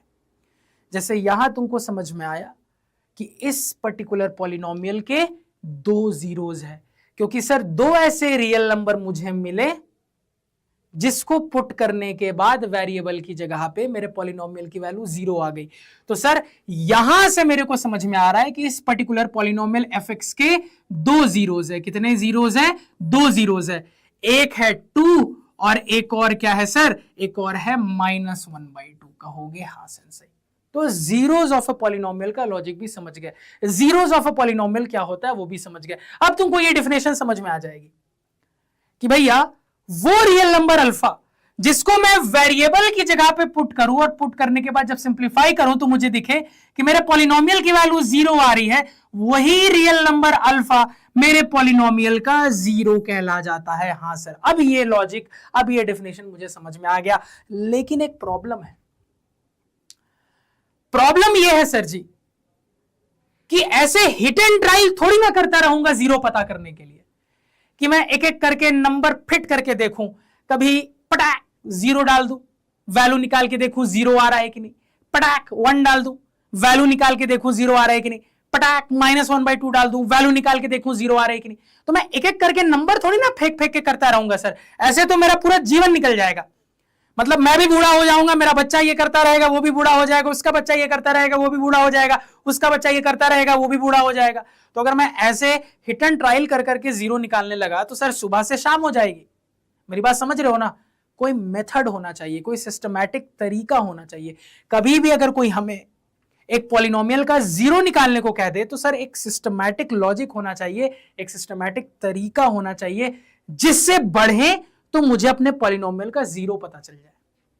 भाई तुम्हारे लाइफ में भी ऐसा ही होता है ना कि भैया ऐसा थोड़ी ना है कि भैया तुम्हारी गर्लफ्रेंड नहीं है तो तुम रोड पे बस तैयार होके निकल गए, जो लाइन से लड़की मिल रही है सबको प्रपोज करते हुए चल रहे हो, I love you, I love you, I love you, I love you, सबसे थप्पड़ खाते हुए चलोगे। और ऐसे करके जीवन भर कितने थप्पड़ खाओगे, पुलिस पकड़ के ले जाएगी सो अलग, बेइज्जती होगी पूरे मोहल्ले में और पूरे तुम्हारे वो कहते हैं ना आसपास वो अलग। तो ऐसे थोड़ी ना करते हो। कोई लड़की पसंद आती है तो ऐसे लाइन से प्रपोज मारते हुए चल रहे हो कि कोई तो हाँ बोलेगी।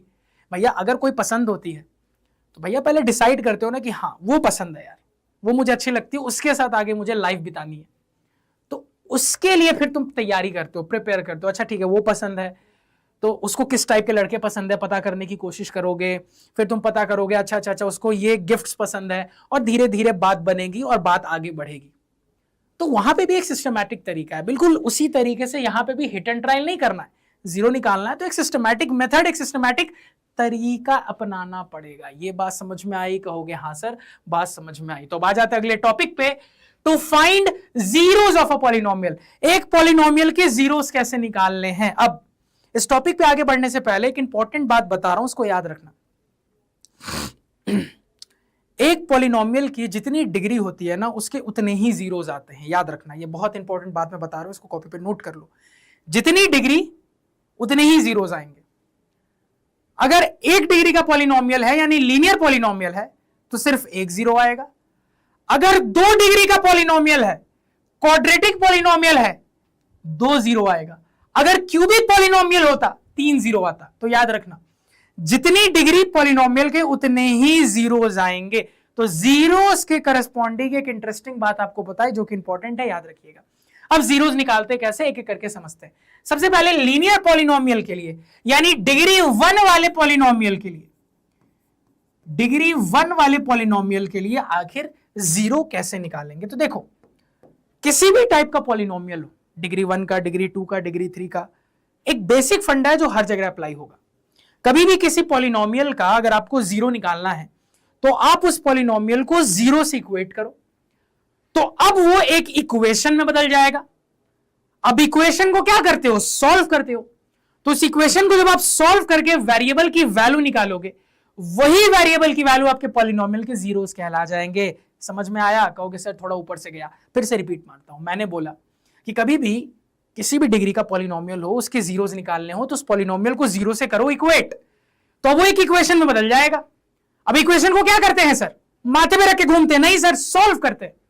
तो इक्वेशन को सॉल्व करते हैं सर जी।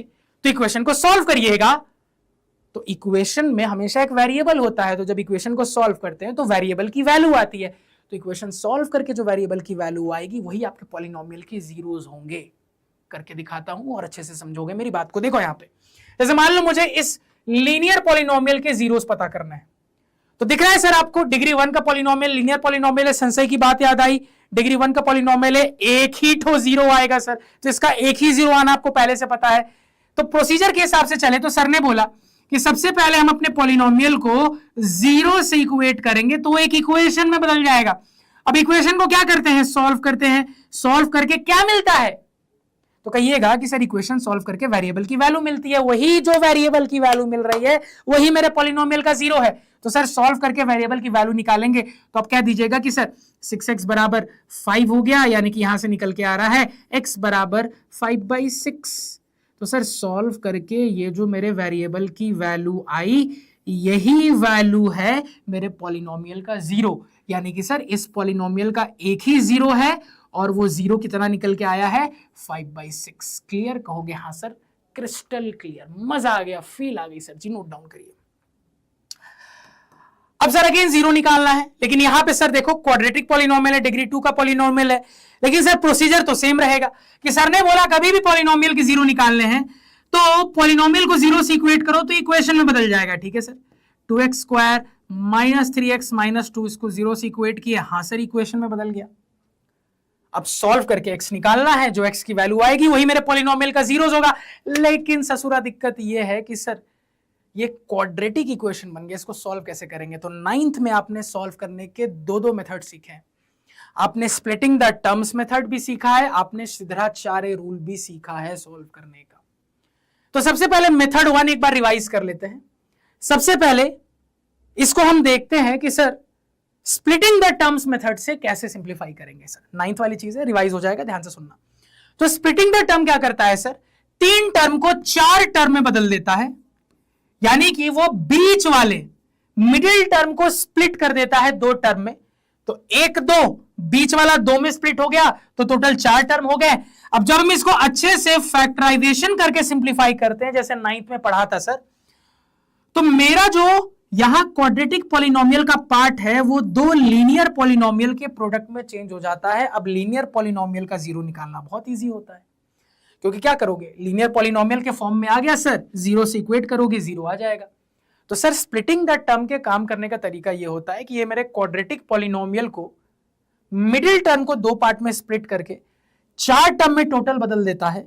तो अब ये जो 3 टर्म 4 टर्म में बदल गया है, जब इसको अच्छे से फैक्टराइज करते हैं तो यही मेरा क्वाड्रेटिक पॉलिनोमियल वाला पार्ट 2 लीनियर पॉलिनोमियल के प्रोडक्ट के फॉर्म में चेंज हो जाता है बराबर जीरो।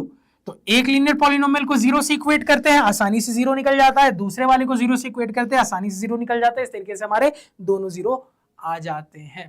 कहोगे हाँ सर, ठीक है, चलिए कर लेते हैं। तो वही काम यहां पे करेंगे। तो उसके लिए रूल क्या होता है सर? तो स्प्लिटिंग लगाने के लिए रूल ये है कि आपका जो वेरिएबल स्क्वायर वाला टर्म है और जो कांस्टेंट टर्म है उनके कोफिशिएंट्स का प्रोडक्ट लो साइन हटा के। ठीक है सर, तो वेरिएबल स्क्वायर वाला टर्म का कोफिशिएंट ये रहा, कांस्टेंट टर्म का कोफिशिएंट ये रहा, और मैंने क्या बोला? साइन हटा के। तो 2 और -2, लेकिन साइन भूल जाएंगे हम, 2 ही लेंगे। तो 2 और 2 मल्टीप्लाई करेंगे 4। तो आप सबसे पहले क्या करते हो? जो आपका वेरिएबल स्क्वायर वाले टर्म का कोफिशिएंट है और जो कांस्टेंट टर्म का कोफिशिएंट है वो आप मल्टीप्लाई करते हो साइन हटा के। वो आपने कर लिया, जैसे यहां पे 4 आया। अब ये जो आपके पास प्रोडक्ट आया है, आप इसको 2 नंबर्स के प्रोडक्ट के फॉर्म में कैसे कैसे लिख सकते हो? तुम कहोगे कि सर जैसे 4 आया है, 4 को मैं 4 × 1 के फॉर्म में लिख सकते हैं। 4 आया है, 4 को मैं 4 × 1 के फॉर्म में लिख सकता हूं। हमेशा याद रखना कि आप जो प्रोडक्ट का फॉर्म लिखो वो 2 पॉजिटिव इंटीजर ही होना चाहिए। सर अगेन 4 को मैं 2 × 2 के फॉर्म में भी लिख सकता हूं, क्योंकि आपने कंडीशन लगा दी ना सर कि ये जो प्रोडक्ट आया है इसको 2 नंबर के प्रोडक्ट के फॉर्म में ऐसा लिखना है कि वो दोनों नंबर पॉजिटिव इंटीजर हो। तो ठीक है सर, अगर ऐसे करके सोचे तो 4 को या तो ऐसे लिखा जा सकता है, क्योंकि समझो 4 इंटू 1 लिखो या 1 इंटू 4 एक ही बात है, वो अलग अलग नहीं है। कहोगे हाँ सर, और कोई तरीका नहीं है। अगेन मान लो इसी तरीके से लेट से मेरे पास आता 12। अब जैसे 12 को कई तरीके से लिखा जा सकता है। 12 को कोई एक इंसान 12 इंटू 1 के फॉर्म में भी लिख सकता है, दो पॉजिटिव इंटीजर का प्रोडक्ट। 12 को कोई 3 इंटू 4 भी लिख सकता है। 12 को कोई 6 इंटू 2 भी लिख सकता है। कहोगे हाँ सर। तो डिपेंडिंग कौन सा नंबर आ रहा है, उस नंबर को आप दो नंबर्स के प्रोडक्ट के फॉर्म में कई तरीके से लिख सकते हो। लेकिन उन सारी चॉइसेस में आपको वो चॉइस चुननी है, उन सारी पॉसिबिलिटीज में आपको वो पॉसिबिलिटी चुननी है कि जिस पॉसिबिलिटी के जो दो नंबर हैं उनको मैं ऐड सब्ट्रैक्ट करूं तो मिडिल वाला नंबर आ जाए। तो क्या ध्यान रखना है कि सर इनमें से चुना कौन जाएगा?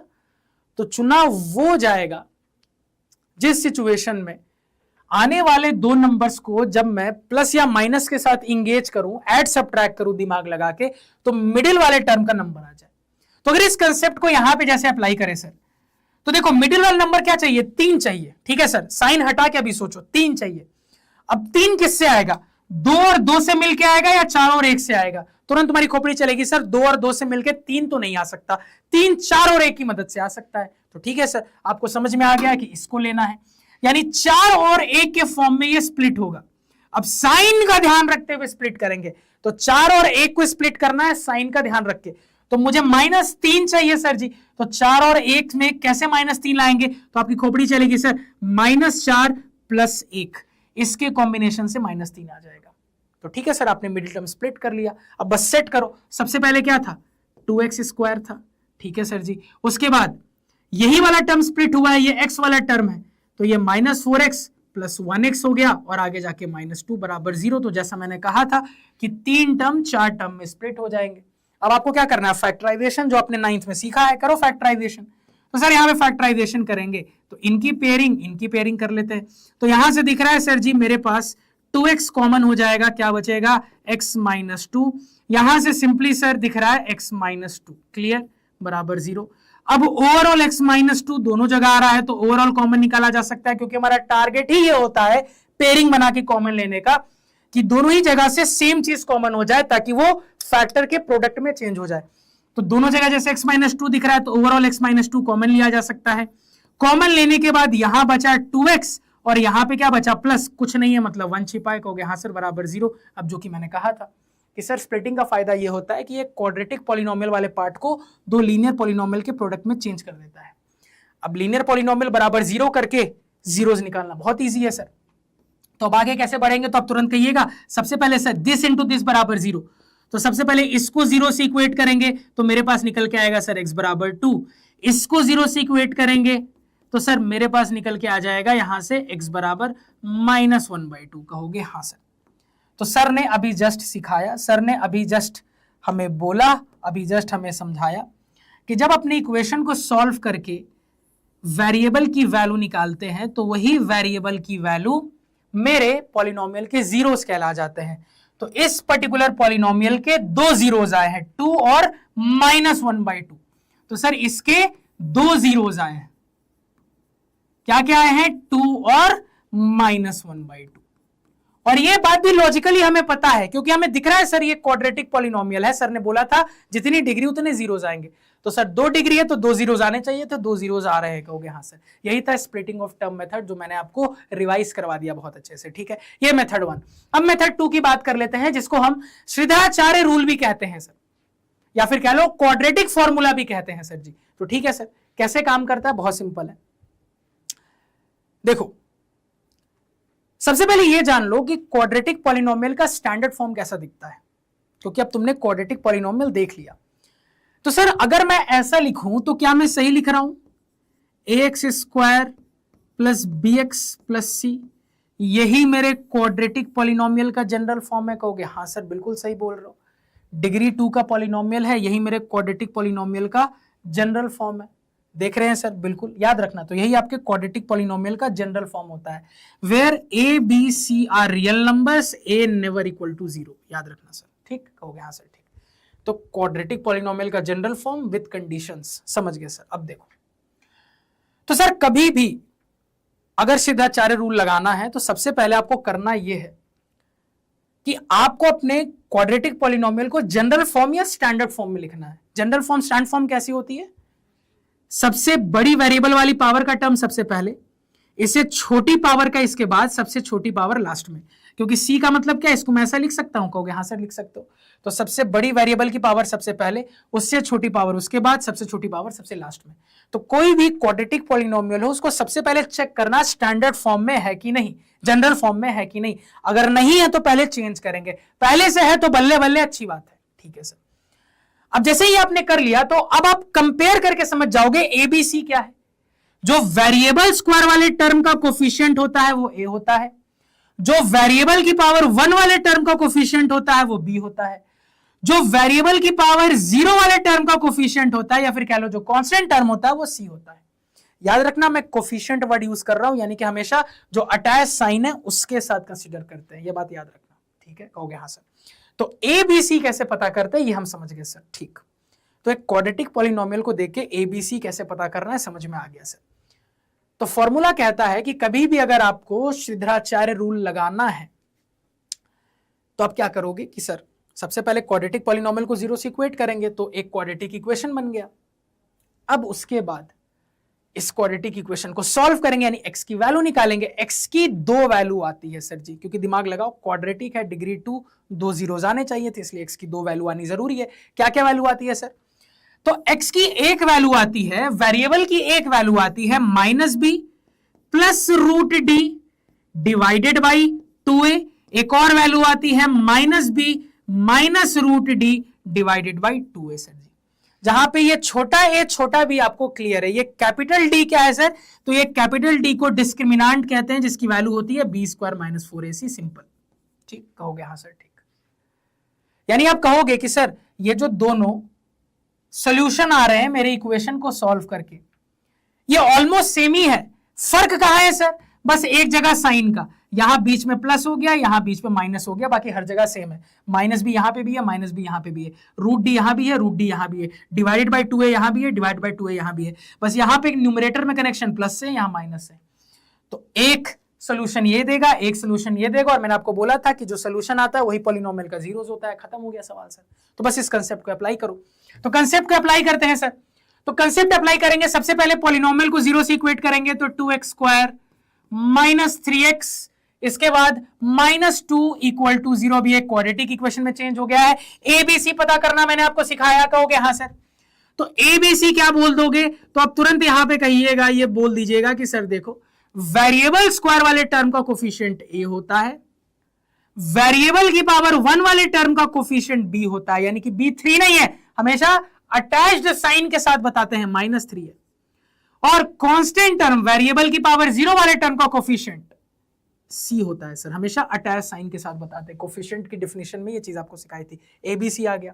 अब क्या करोगे सर? इसके बाद कैपिटल डी डिस्क्रिमिनांट निकालोगे, क्या होता है? b² - 4ac होता है इसे। तो यहां पे वैल्यू पुटिंग करेंगे तो b² का मतलब ये हो गया -4ac, तो 4 इंटू a हो गया 2 इंटू c क्या हो गया -2। तो कितना निकल के आ रहा है सर? ये आ गया 9, और यहां माइनस माइनस प्लस, 4 2 8 2 16, 16 + 9 25 आ गया। तो d की वैल्यू 25 निकल के आ गई। अब सर 2 रूट्स हम बताना जानते हैं, एक रूट इधर से, एक रूट उधर से।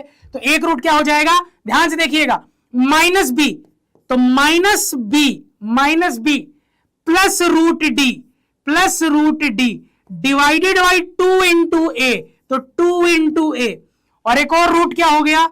-b minus √d divided by 2 into a. कहोगे सर 2 इंटू ए, तो क्या हो रहा है सर? √25 5 होता है, यानी कि ये माइनस माइनस प्लस हो गया, तो ये हो गया 3 + 5 डिवाइडेड बाई 4, और यहां क्या निकल के आ गया? 3 - 5 डिवाइडेड बाई 4। ये कितना निकल के आ रहा है? दिमाग में करना, 5 + 3 8/4, 2 निकल के आएगा। और ये दिमाग में करेंगे सर, तो 3 - 5 -2/4, यानी -1/2 निकल के आएगा। तो सर चेक करो, स्प्लिटिंग ऑफ टर्म से क्या सेम आंसर नहीं आ रहा था? 2, -2। कहोगे हाँ सर यही आंसर आ रहा था। तो इक्वेशन सॉल्व करके जो मेरा सोल्यूशन आया है वही सोल्यूशन तो जीरोस हो जाता है। कहोगे हाँ सर। तो इसका अगेन दूसरे मेथड से भी यही सेम 2 जीरोस आ रहा है, 2 and -1/2 कहोगे हाँ सेंसे, फटाफट नोट डाउन कर लीजिए, साइड हो जा रहा हूं, तेजी से नोट डाउन कर लीजिए, साइड हो जा रहा हूं, क्लियर, कहोगे हाँ सेंसे, क्रिस्टल क्लियर हो गया। अब आ जाते हैं सर जी हम ग्राफ्स की दुनिया में, ग्राफ्स की कहानी में। अब तुम कहोगे सेंसे ऐसे डांस करते हुए क्यों आ रहे हैं? तो सेंसे डांस नहीं कर रहे, अलग अलग ग्राफ बना रहे हैं यहां पे। तो यहां पे एक बहुत इंपॉर्टेंट पॉइंट बताऊंगा, इसको याद रखना। दुनिया का कोई भी पॉलिनोमियल हो, आप उस पॉलिनोमियल का कोई ना कोई ग्राफ बना सकते हो।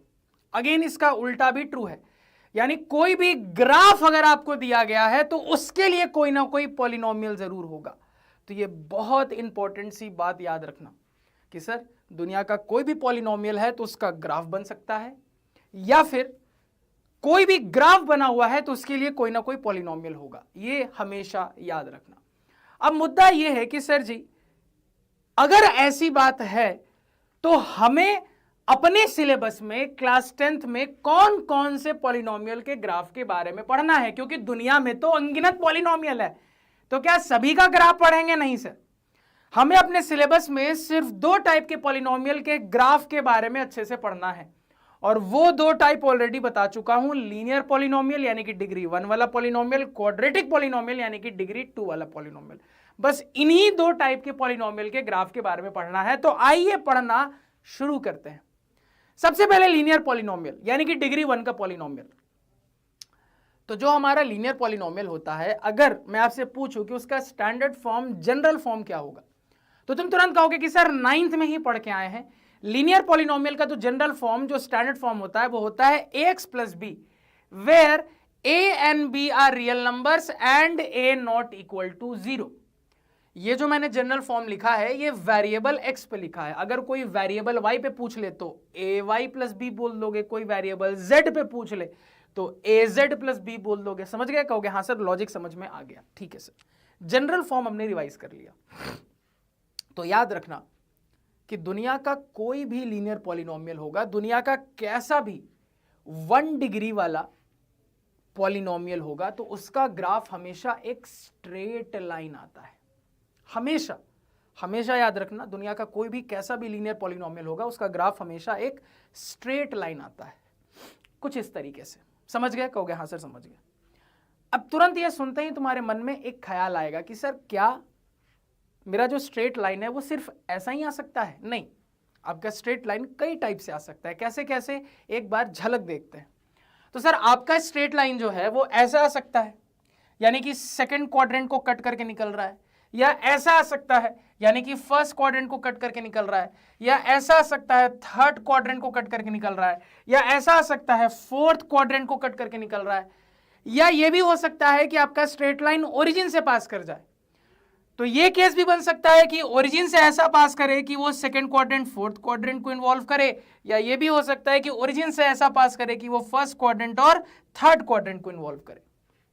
तो कभी भी लीनियर पॉलिनोमियल को ग्राफ बनाओगे, हमेशा एक स्ट्रेट लाइन आएगा जो कि इनमें से कैसा भी दिख सकता है। क्लियर है क्या? कहोगे हाँ सेंसे, बहुत अच्छे से क्लियर है। चलिए बहुत ही बढ़िया। अब आ जाते हैं क्वाड्रेटिक पॉलिनोमियल की कहानी पे।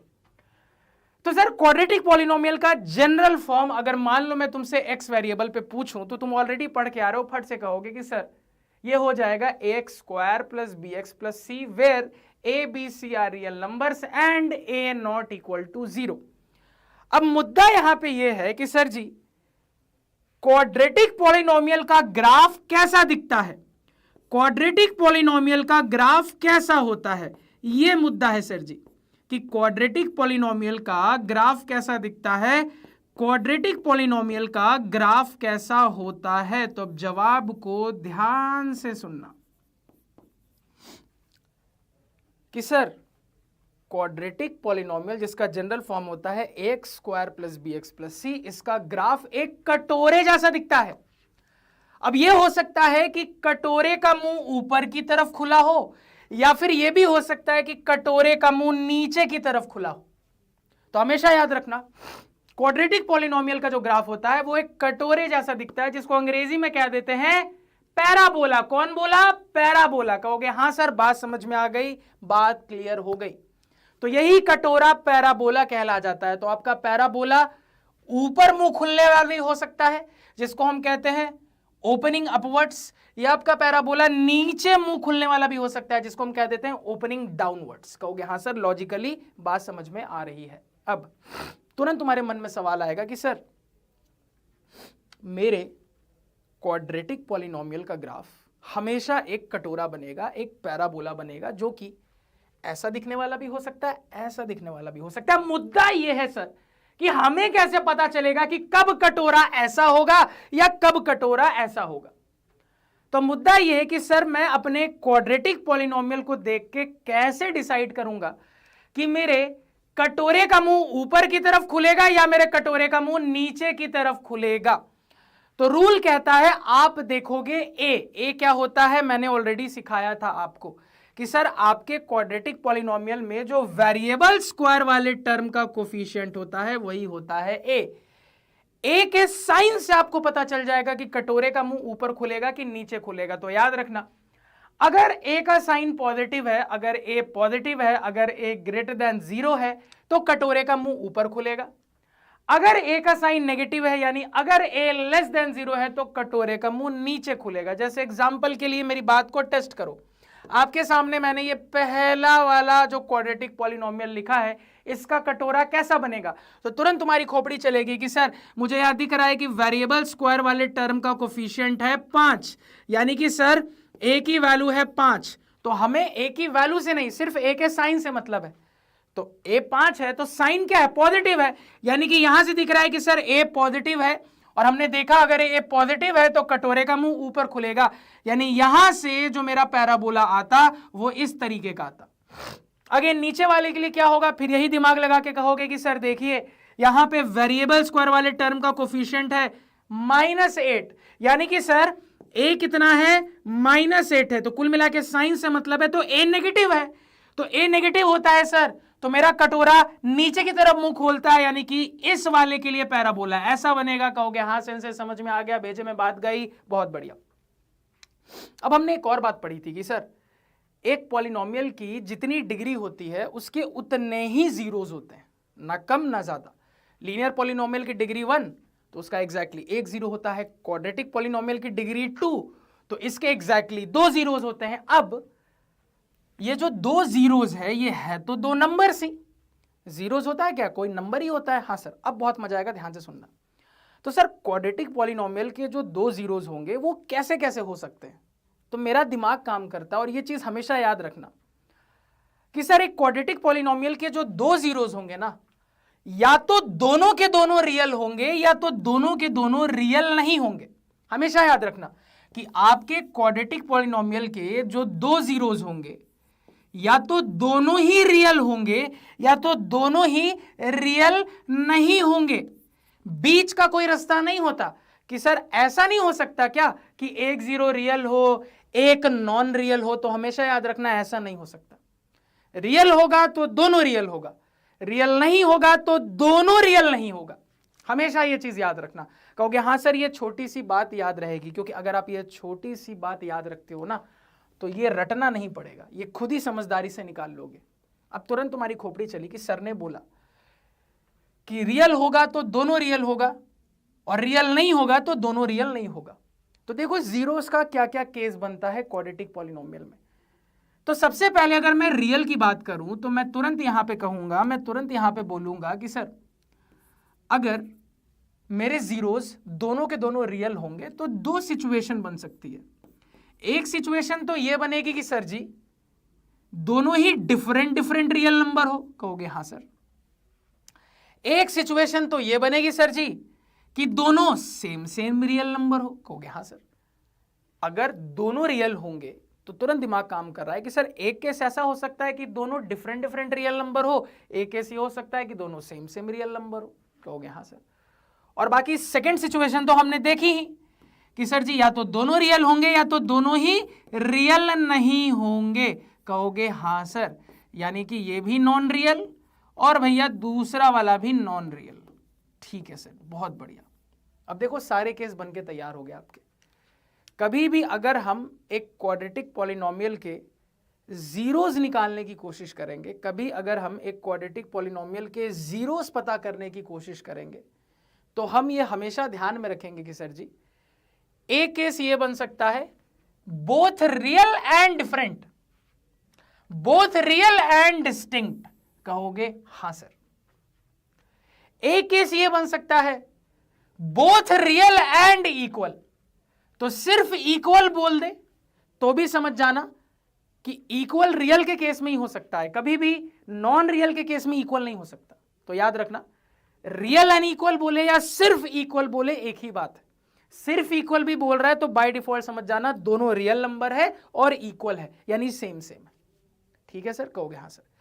तो एक सिचुएशन बन सकती है रियल एंड डिफरेंट जीरोस यानी कि रियल एंड डिस्टिंक्ट जीरोस की, एक सिचुएशन बन सकती है रियल एंड इक्वल जीरोस की, या फिर कह लो सिर्फ इक्वल जीरोस की, और फाइनली एक सिचुएशन बन सकती है दोनों ही नॉन रियल। कहोगे हाँ सर, बात समझ में आ गई, क्लियर, कहोगे हाँ सर, बहुत अच्छे से, क्रिस्टल क्लियर। अब देखो, अब तुम्हारे मन में एक और सवाल आएगा कि सर क्या मुझे कौन सा केस बन रहा है ये पता करने के लिए हर बार क्वाड्रेटिक पॉलिनोमियल सॉल्व करके देखना पड़ेगा? नहीं, डिस्क्रिमिनेंट डी पढ़ाया था सिद्धाचार्य रूल में, हाँ सर, आप सिर्फ उसकी मदद से पता कर सकते हो बहुत ही अच्छे से कि कौन सा केस बनेगा। तो हमेशा याद रखना, रियल एंड डिस्टिंक्ट के केस में जो डिस्क्रिमिनेंट डी आता है वो ग्रेटर देन 0 आता है, रियल एंड इक्वल के केस में या फिर कह लो इक्वल के केस में जो डिस्क्रिमिनेंट डी आता है वो इक्वल टू 0 आता है, और नॉन रियल के केस में जो डिस्क्रिमिनेंट डी आता है वो लेस देन 0 आता है। तो आप डी निकाल लोगे ना, तो डी निकालने के बाद आपको अपने आप दिख जाएगा कि कौन सा केस बन रहा है। अगेन तुम्हारी खोपड़ी में सवाल आएगा कि सर ये तो ठीक है कि मुझे पूरा सॉल्व नहीं करना है क्वाड्रेटिक पॉलिनोमियल, पूरा 0 निकाल के नहीं देखना है, ये पता करने के लिए सिर्फ डी से पता चल जाएगा। लेकिन सर अगर ये 3 केस बन रहे हैं तो तीनों केस में कटोरा जो है वो मेरा थोड़ा अलग अलग टाइप का दिखना चाहिए। बिल्कुल सही बात है। तो याद रखना कि जो रियल एंड डिस्टिंक्ट का केस होता है, इसमें जो कटोरा बनता है, इसमें जो आपका पैराबोला होता है, वो एक्स एक्सिस को 2 डिफरेंट पॉइंट पे हमेशा कट करेगा। जैसे यहां पे देखो, एक्स एक्सिस को 2 डिफरेंट पॉइंट पे आपका पैराबोला कट कर रहा है। अगेन देखो, एक्स एक्सिस को 2 डिफरेंट पॉइंट पे आपका पैराबोला कट कर रहा है। तो पैराबोला का मुंह ऊपर खुले या नीचे खुले, अगर ये वाला केस है तो हमेशा पैराबोला आपका कटोरा एक्स एक्सिस को 2 डिफरेंट पॉइंट पे कट करेगा। अब रियल एंड इक्वल जीरोस के केस में आपको दिखेगा कि आपका जो पैराबोला है ना, वो एक्स एक्सिस को कटवट नहीं करेगा, वो सिर्फ छू के टच से निकल जाएगा, सिर्फ टच करेगा। तो याद रखना, रियल एंड इक्वल जीरोस वाले केस में जो पैराबोला होता है, जो कटोरा होता है, वो एक्स एक्सिस को सिर्फ एक पॉइंट पे टच करता है। जैसे यहां पे आप देख पा रहे होगे कि सर जो मेरा पैराबोला है वो एक्स एक्सिस को सिर्फ एक पॉइंट पे टच कर रहा है।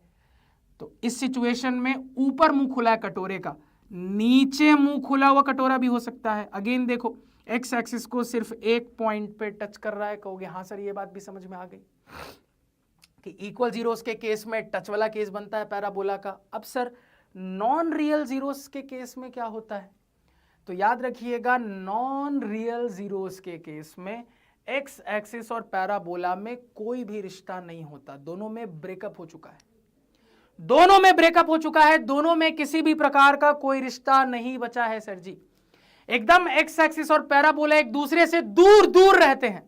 तो याद रखिएगा, नॉन रियल जीरोस के केस में आपका जो कटोरा है, आपका जो पैराबोला है, वो एक्स एक्सिस को ना ही किसी पॉइंट पे कट करेगा, ना ही किसी पॉइंट पे टच करेगा, यानी कुछ इस टाइप का दिखेगा या फिर कहोगे कुछ इस टाइप का दिखेगा। देख रहे हो ना, पैराबोला जो है, जो कटोरा है, वो एक्स एक्सिस को ना ही किसी पॉइंट पे कट कर रहा है, ना ही किसी पॉइंट पे टच कर रहा है, एक्स एक्सिस से दूर दूर है। तो दूर दूर ऊपर की तरफ भी हो सकता है, नीचे की तरफ भी हो सकता है। कहोगे हाँ सर, बात समझ में आ गई, क्लियर हो गई, फटाफट नोट डाउन कर लीजिए, साइड हो जा रहा हूं। चलिए अब आगे चलते हैं सर जी। तो सर ग्राफ में हमें नॉलेज वाइज इतनी ही चीज पढ़नी थी, सिर्फ लीनियर और क्वाड्रेटिक के बारे में पढ़ना था।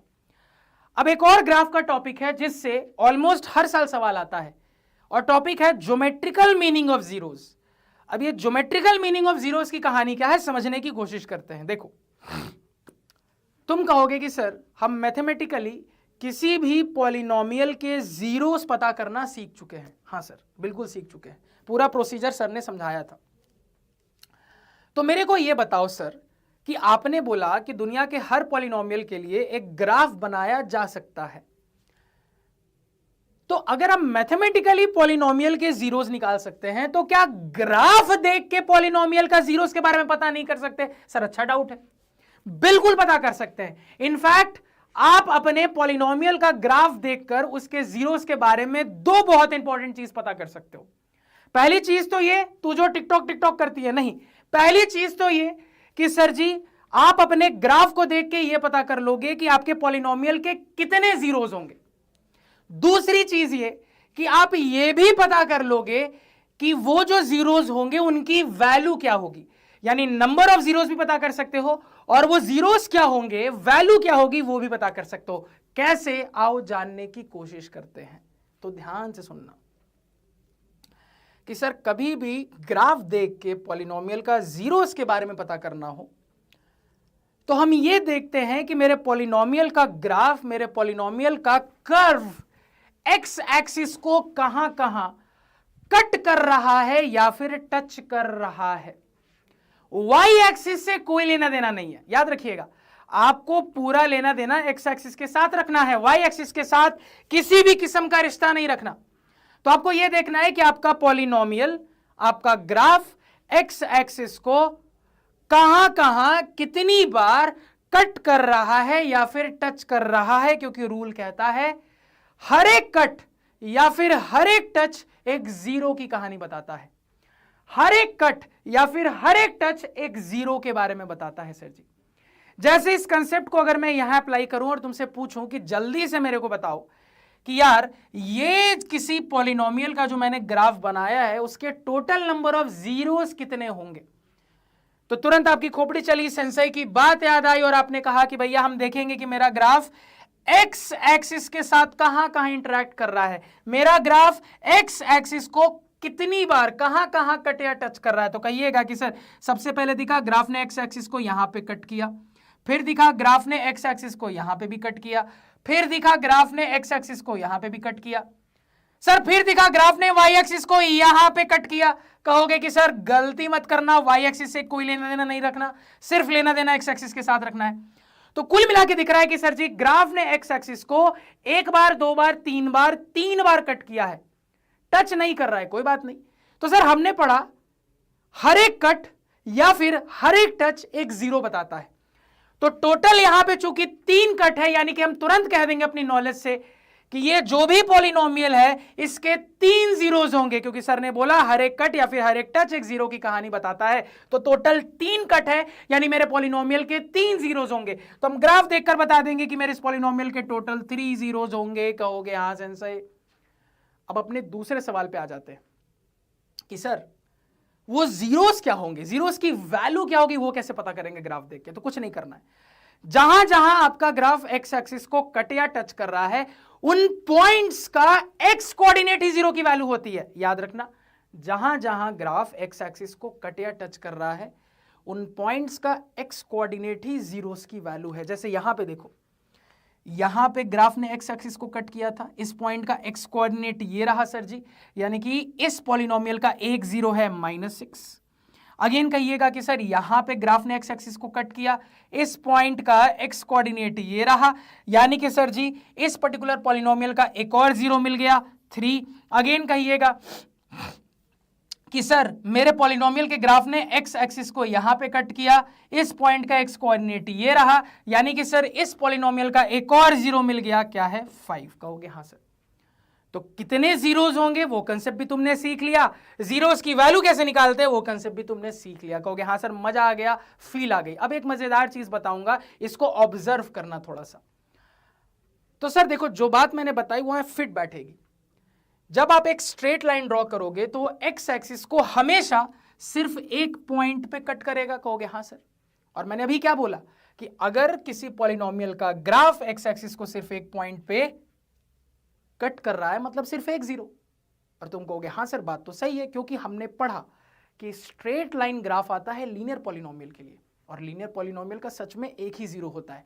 तो ये वाली बात क्रॉस चेक भी हो रही है हमारे कंसेप्ट से। कहोगे हाँ सर मजा आ गया, फील आ गई, बहुत ही बढ़िया, बहुत ही शानदार। अब अगर ये चीज समझ में आ गई है तो इसको थोड़ा सा सवालों में अप्लाई करके देखते हैं धड़ाधड़। तो इन हर सवाल में आपको क्या करना है, ग्राफ देखकर ये बताना है कि भैया आपके पॉलिनोमियल px के कितने जीरोस होंगे, नंबर ऑफ जीरोस पता करना है। तो याद रखना सवाल नंबर ऑफ जीरोस पूछे या नंबर ऑफ रियल जीरोस पूछे, आंसर सेम होगा। नंबर ऑफ जीरोस पूछे या नंबर ऑफ रियल जीरोस पूछे, आंसर आपको सेम बताना है, कंफ्यूज मत होना। अगर ये वाला टर्म भी मिल जाए तो ये पूछे या ये पूछे, आंसर सेम बताओगे। जो ग्राफ का लॉजिक बताया है उसी से आंसर बताओगे। तो आप तुरंत फटाफट कहोगे कि सर हर जगह y is equal to P X, यानी कि px पॉलिनोमियल का ग्राफ बनाया हुआ है। तो इसको देख के हम बताएंगे कि सर जी ये जो मेरा px पॉलिनोमियल का ग्राफ है, इसने x एक्सिस को सिर्फ एक पॉइंट पे कट किया है, यानी कि सिर्फ एक जीरो। सॉरी, लगता है प्रिंस सर को उनकी x याद कर रही है। तो सर नंबर ऑफ जीरोस 1 हो जाएगा। कहोगे हाँ सेंसेई। अगेन आगे चलते हैं। सर अगेन दिख रहा है कि ये जो पॉलिनोमियल px का ग्राफ है उसने x एक्सिस को 2 पॉइंट पे कट किया है। तो गिन लेंगे सर जी, 2 कट वाले पॉइंट है यानी कि 2 जीरोस होंगे। कहोगे हाँ सर, बात समझ में आ रही है, बात क्लियर हो रही है। और ये कर्व है क्या, ध्यान से देखो सर, पैराबोला है, कटोरा है, क्वाड्रेटिक पॉलिनोमियल जिसके 2 जीरोस आते हैं। चलिए आगे चलते हैं सर जी। स्ट्रेट लाइन है सर, दिख रहा है यहां पे x एक्सिस को सिर्फ एक पॉइंट पे कट कर रहा है तो सिर्फ एक जीरो होगा। अगेन इसको देखो, दिख रहा है सर जी कि मेरा जो ग्राफ है उसने x एक्सिस को 2 पॉइंट पे कट किया है, यानी कि सर जी 2 जीरोस होंगे। कहोगे हाँ सर। अगेन ये वाला ग्राफ देखो, अगेन यहां पे ये वाला ग्राफ देखो, तो यहां पे कहोगे कि सर मेरा जो ग्राफ है उसने x एक्सिस को एक बार भी कट या टच नहीं किया। और हमने पढ़ा था कि सर जीरोस तो तब मिलेगा ना जब x एक्सिस के साथ इंटरेक्ट करेगा, जब x एक्सिस को कट या टच करेगा, क्योंकि जितने कट या टच वाले पॉइंट होते हैं वही नंबर ऑफ जीरोस बताते हैं। यहां पे मेरे ग्राफ ने x एक्सिस को एक बार भी कट या टच नहीं किया, यानी एक भी जीरो नहीं मिलेगा। तो आप क्या कहिएगा, number of zeros is equal to 0। तो ये इंटरेस्टिंग केस याद रखना कि जीरोस कितने मिलेंगे, इसके लिए ये देखना होता है कि ग्राफ x एक्सिस को कितनी बार कट या टच किया, उसको गिन के ऐड करके बता देते हैं। जब कट या टच ही नहीं किया, जब ना ही कट किया ना ही टच किया, तो एक भी जीरो नहीं मिलेगा। तो ऐसी सिचुएशन के लिए 0 जीरोस। अगेन इस वाले कर्व को देखो, तो आप कहिएगा कि सर मेरे कर्व ने x एक्सिस को एक बार कट किया, एक बार टच किया, एक बार और टच किया, तो ओवरऑल कट टच वाले मिलाकर टोटल कितने पॉइंट्स मिले सर, 1 2 3, यानी कि इस पर्टिकुलर पॉलिनोमियल px के 3 जीरोस होंगे। कहोगे हाँ सेंसेई, मजा आ गया, फील आ गई, फटाफट नोट डाउन कर लीजिए। अब आगे चलते हैं सर, अगले टॉपिक पे आ जाते हैं। अगला टॉपिक क्या है, relationship between zeros and coefficients of a quadratic polynomial. अपने लाइफ में तो तुम लोग बना नहीं पाए, तो कोई बात नहीं, थोड़ा सा कंसेप्ट में ही अच्छे से रिलेशनशिप सीख लो। ध्यान से सुनना। तो ये टॉपिक हमें यह सिखाएगा कि किसी भी क्वाड्रेटिक पॉलिनोमियल में जो 2 जीरोस आते हैं और जो क्वाड्रेटिक पॉलिनोमियल के कोएफिशिएंट्स होते हैं उनके बीच में क्या कनेक्शन है, क्या रिलेशन है। समझ गया टॉपिक में क्या पढ़ना है कि सर दुनिया का कोई भी क्वाड्रेटिक पॉलिनोमियल हो, कैसा भी क्वाड्रेटिक पॉलिनोमियल हो, उसके 2 जीरोस आएंगे। हाँ सर आपने सिखाया। तो आपके जो क्वाड्रेटिक पॉलिनोमियल के 2 जीरोस आएंगे और आपके जो क्वाड्रेटिक पॉलिनोमियल के कोएफिशिएंट्स होंगे यानी कि एबीसी, तो एबीसी और जीरोस में क्या कनेक्शन है, क्या रिलेशन है। तो सर आपको सीधे याद रखना है, क्या याद रखना है, ध्यान से सुनिएगा कि मान लो मैं चीजों को समझाने के लिए general form of quadratic polynomial लूं, तो क्वाड्रेटिक पॉलिनोमियल एग्जैक्टली 2 जीरो आएंगे। अब चूंकि मैं जनरल फॉर्म स्टैंडर्ड फॉर्म ले रहा हूं तो रैंडमली मैंने अज्यूम कर लिया कि मेरे 2 जीरो में एक जीरो अल्फा है, दूसरा जीरो बीटा है। तो 2 रिलेशन बनता है जीरो कोफिशिएंट में। क्या क्या, पहला रिलेशन होता है सम ऑफ जीरोस, यानी कि जो जीरो आए हैं उनको ऐड कर दो, अल्फा प्लस बीटा। दूसरा रिलेशन बनता है प्रोडक्ट ऑफ जीरोस, यानी कि जो जीरोस आए उसको मल्टीप्लाई कर दो, अल्फा इंटू बीटा। तो याद रखिएगा कि सर रिलेशन कुछ इस प्रकार है कि सम ऑफ जीरोस क्या हो जाता है, माइनस बी बाई ए के इक्वल, यानी कि सम ऑफ जीरोस आपके क्वाड्रेटिक पॉलिनोमियल में हमेशा इक्वल होगा minus of coefficient of x divided by coefficient of x square. यही तो हो गया माइनस बी बाई ए। कहोगे हाँ सर। अगेन जो प्रोडक्ट ऑफ जीरोस होगा वो हमेशा इक्वल होगा c बाई ए के, यानी कि प्रोडक्ट ऑफ जीरोस दुनिया के किसी भी क्वाड्रेटिक पॉलिनोमियल में हमेशा इक्वल होगा constant term divided by coefficient of x square के, या फिर कह लो कोफिशिएंट ऑफ x की power 0 divided by coefficient of x square के कहोगे। हाँ सर, तो सीधे याद रखते हैं अल्फा प्लस बीटा बराबर minus B by A, alpha into beta बराबर सी बाई ए। और इस छोटे से कंसेप्ट पे भर भर के सवाल आपको एग्जाम में मिलेंगे। कहोगे हाँ सर, बात समझ में आ गई, बात क्लियर हो गई, फटाफट नोट डाउन कर लीजिए, स्क्रीनशॉट ले लीजिए। क्लियर है सर, याद रहेगा sum of zeros minus B by A, product of zeros C by A. अब देखो यहां से ना जनरली बहुत सारे टाइप के सवाल बनते हैं, तो कैसे टैकल करना है थोड़ा थोड़ा हिंट दे देता हूं। जैसे मेरी बात ध्यान से सुनना, कभी भी सवाल के अंदर सम और प्रोडक्ट ऑफ जीरोस पे बात हो गई तो बहुत हाई चांस है यही कंसेप्ट यूज होना है। अब इस पर सवाल कैसे कैसे दे सकता है सर, तो एक बहुत फेमस वैरायटी होगी कि आपको आपका क्वाड्रेटिक पॉलिनोमियल दे देगा, या फिर क्या करेगा वो सम और प्रोडक्ट अलग से बता देगा आपको, और आपको एक अल्फा बीटा वाला बड़ा सा एक्सप्रेशन दे देगा और कहेगा कि भैया उस एक्सप्रेशन की वैल्यू निकालो। तो क्या दिमाग लगाओगे, सिंपल, वो जो एक्सप्रेशन दिया है उसमें मैथमेटिक्स लगा के उसको सम प्रोडक्ट के टर्म में एक्सप्रेस करो, फिर वैल्यू पुटिंग कर देना, क्योंकि तुम ये कनेक्शन जानते हो, आपका आंसर निकल के आ जाएगा। ये सबसे फेमस वैरायटी का सवाल यहां पे बनता है, तो ये वाली चीज याद रखना कैसे सॉल्व करते हैं। चलिए आगे आ जाते हैं सर जी। अब जैसे आपके सामने एक सवाल है, सवाल में कहा जा रहा है कि ये जो क्वाड्रेटिक पॉलिनोमियल गिवन है इसके तो सबसे पहले आप जीरोस निकालिए, उसके बाद कह रहा है रिलेशनशिप भी वेरीफाई करिए, यानी जो सम प्रोडक्ट की कहानी पड़ी है वो भी वेरीफाई करिए। तो ठीक है सर, पहले जीरोस निकाल लेते हैं। जीरोस निकालना सीखा है, दोनों में से किसी मेथड से निकाल लो, जो तुम्हारी मर्जी। मैं स्प्लिटिंग टर्म से निकालता हूं, क्वाड्रेटिक फॉर्मूला से निकालना, श्रीधराचार्य रूल से निकालना तुम्हारा होमवर्क रहेगा। तो X square plus 7x plus 10, ये मेरा क्वाड्रेटिक पॉलिनोमियल, इसके जीरोस निकालने हैं, तो इसको जीरो से इक्वेट करेंगे। स्प्लिटिंग टर्म्स लगा देते हैं सर जी। तो 10 को तोड़ेंगे, 5 2 जा 10, 5 और 2 से 7 आ जाएगा सर जी। तो यहाँ पे लिख लेंगे X square plus 5x plus 2x plus 10 equal to 0। यहाँ पे सर जी अब पेयरिंग करके फैक्टराइज करेंगे, तो यहाँ से दिख रहा है कि सर जी x कॉमन हो जाएगा, बचा x प्लस 5।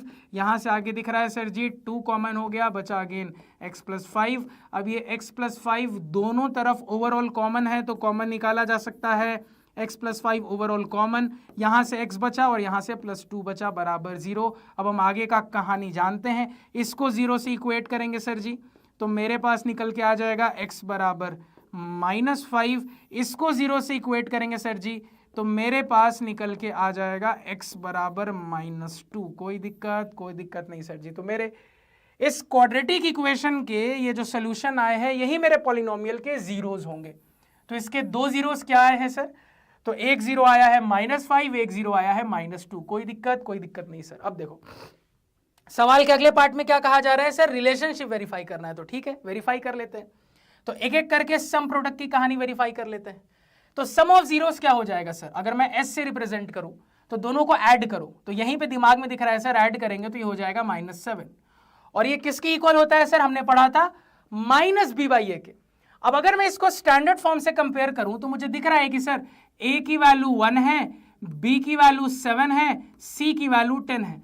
तो -b/a का मतलब यहां पे क्या हो गया, ये यहां पे हो गया सर जी -7/1, यानी कि -7। तो दिख रहा है सर, देखो सम ऑफ जीरोस -b/a की इक्वल आ गया, रिलेशनशिप वेरीफाई कर लिया। अगेन प्रोडक्ट के लिए भी इसी तरीके से वेरीफाई करेंगे। प्रोडक्ट के लिए वेरीफाई करेंगे सर जी, तो प्रोडक्ट को p से रिप्रेजेंट करें, यानी कि मल्टीप्लाई कर दो, -5 इंटू -2 कितना हो गया, 10 निकल के आ गया। ये c/a की इक्वल होता है, थोड़ा c/a देखना कितना है। तो सर अगर हम यहाँ c/a चेक करें तो ये कितना हो जाएगा सर जी, तो c/a हो जाएगा 10/1, यानी कि 10। देखो फिर से रिलेशनशिप मैच हो गया। तो इसी तरीके से बस दिखा देना है, खेल खत्म, पैसा हजम, फटाफट नोट डाउन करो। चलिए अगले सवाल पे करते हैं सर जी। अगला सवाल भी सेम टाइप का है, सबसे पहले जीरोस निकालना है, फिर रिलेशनशिप वेरीफाई करना। अब देखो इंटरेस्टिंग क्या है सवाल में, इसलिए कहते हैं आंख खोल के सवाल सॉल्व करो, आंख बंद करके नहीं, रटे रटाई मेथड से नहीं। कई बार क्या होता है कि आपका क्वाड्रेटिक पॉलिनोमियल आपको स्टैंडर्ड फॉर्म में नहीं देगा, तो कभी भी जब पहले से स्टैंडर्ड फॉर्म में है, जैसे लास्ट सवाल में था, तब तो कोई दिक्कत नहीं, स्टैंडर्ड फॉर्म है ना सर, ये ax square plus bx plus c के फॉर्म में। लेकिन कभी भी जब स्टैंडर्ड फॉर्म में ना हो, उल्टा पुल्टा करके दे दे, तो पहले स्टैंडर्ड फॉर्म में चेंज करोगे, फिर सॉल्व करना स्टार्ट करोगे। जैसे यहां देखो स्टैंडर्ड फॉर्म में नहीं है, तो अगर मैं इसको स्टैंडर्ड फॉर्म में पहले कन्वर्ट करूंगा तो ये हो जाएगा 6x स्क्वायर -7x -3। अब मैं आगे के प्रोसीजर में बढ़ता हूं। तो सर सबसे पहले इसको 0 से इक्वेट करेंगे, तो 6x square -7x -3 equal to 0। अब यहाँ फिर से मैं स्प्लिटिंग द टर्म से बना देता हूँ सर जी। तो 6 3 जा 18, 18 को कैसे तोड़ूं सर जी, 9 2 जा 18 से, 9 और 2 से आ जाएगा। तो 6x square -9x plus 2x -3 equal to 0। कहोगे हाँ सर। पेयरिंग कर लेते हैं। तो यहाँ पे अगर हम पेयरिंग करेंगे तो सर जी दिख रहा है यहाँ से 3 कॉमन होगा, x कॉमन होगा, यहाँ से क्या बचा 2x बचा, यहाँ से -3 बचा और आगे ओवरऑल 2x - 3 ही है। तो ओवरऑल ये चीज़ कॉमन हो रही है तो कॉमन निकाल लेंगे सर जी। तो ओवरऑल 2x - 3 कॉमन हो गया तो यहाँ से मेरे पास 3x बचा, यहाँ से प्लस कुछ नहीं है मतलब 1 छिपा हुआ है। कहोगे हाँ सर बराबर 0। इसको 0 से इक्वेट करेंगे सर जी, डायरेक्टली लिख रहा हूं, मन में सॉल्व करो, x बराबर 3/2 आएगा। बगल वाले को 0 से इक्वेट करेंगे सर जी, x बराबर -1/3 निकल के आएगा। तो आपने अपने गिवन पॉलिनोमियल के दोनों जीरोस पता कर लिए हैं, क्योंकि ये जो सोल्यूशन आया है यही इसके जीरोस होंगे। तो क्या क्या जीरोस आ रहा है सर? एक आ रहा है 3/2, एक निकल के आ रहा है -1/3। फिर से सम प्रोडक्ट की कहानी वेरीफाई करनी है, ठीक है सर जी, कर लेते हैं फटाफट। तो सम को ऐसे रिप्रेजेंट करें तो कितना हो जाएगा 3/2 और -1/3, इन्हीं का एडिशन सम हो जाएगा। कितना आ रहा है सर निकल के? तो ये हो जाएगा 3/2 ओवरऑल -1/3। एलसीएम ले लेंगे सर जी, तो ये हो गया 6, 2 3 जा 3 3 जा 9 -3 2 जा 2 1 जा 2, यानी कि आ रहा है 7/6। और ये इक्वल किसके होता है सर?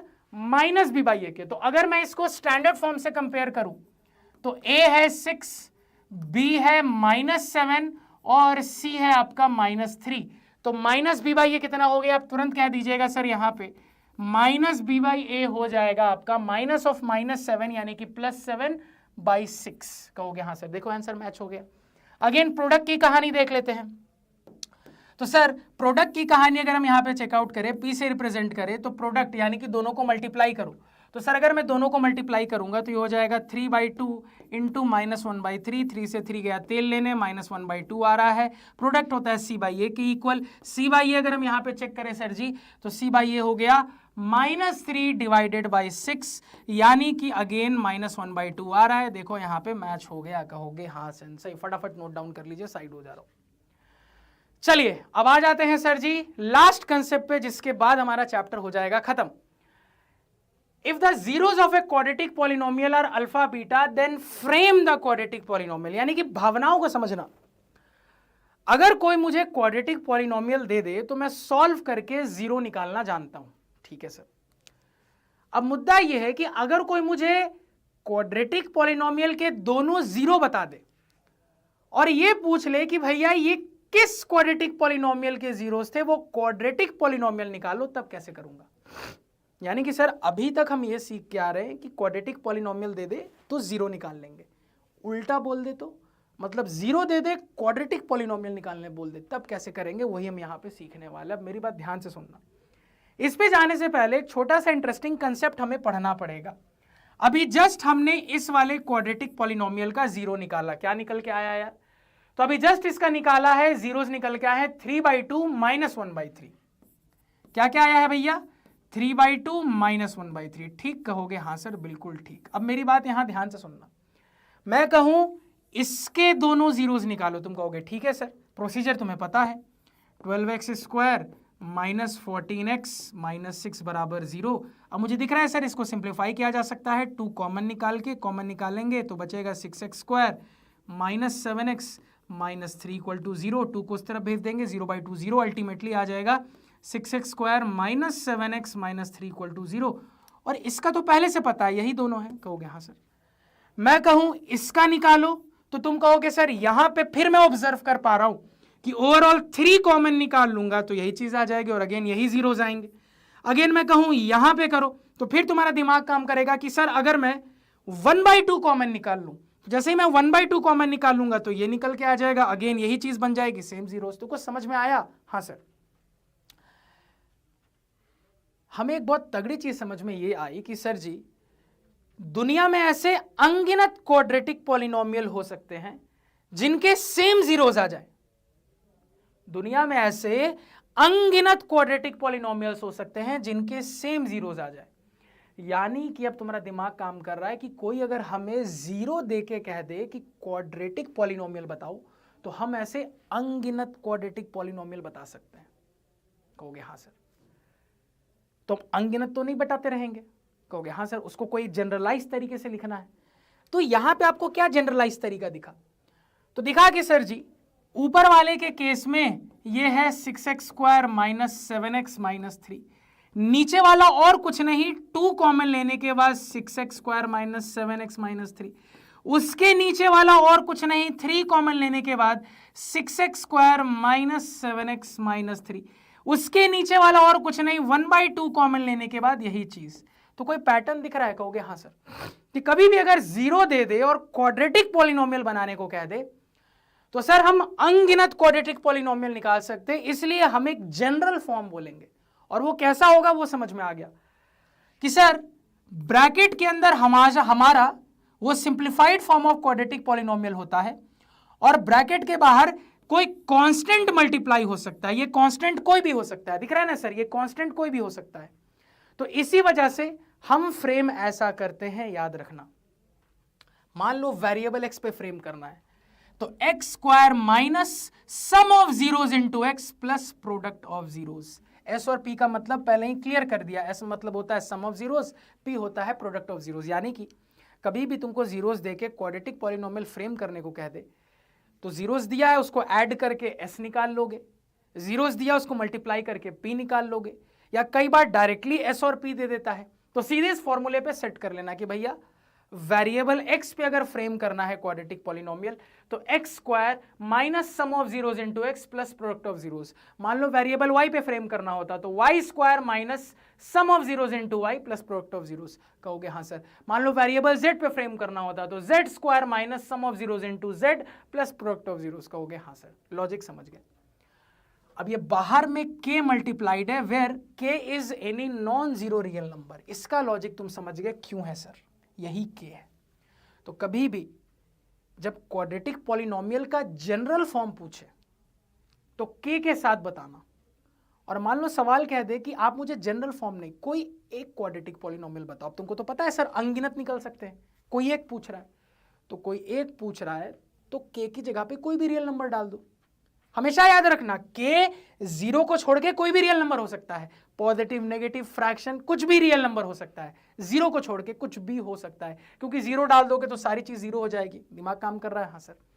तो 0 को छोड़ के कोई भी रियल नंबर हो सकता है। तो अगर कोई एक क्वाड्रेटिक पॉलिनोमियल पूछ रहा है तो कुछ नहीं करना है, ये निकालने के बाद k की वैल्यू कोई भी रियल नंबर डाल के, कोई एक रियल नंबर डाल के आप निकाल दो, आपका क्वाड्रेटिक पॉलिनोमियल आपके पास आ जाएगा। तुम k को 2 डाल के निकाल लो, तुम k को 1/3 डाल के निकाल लो, तुम k को -100 डाल के निकाल लो, तुम्हारी मर्जी है।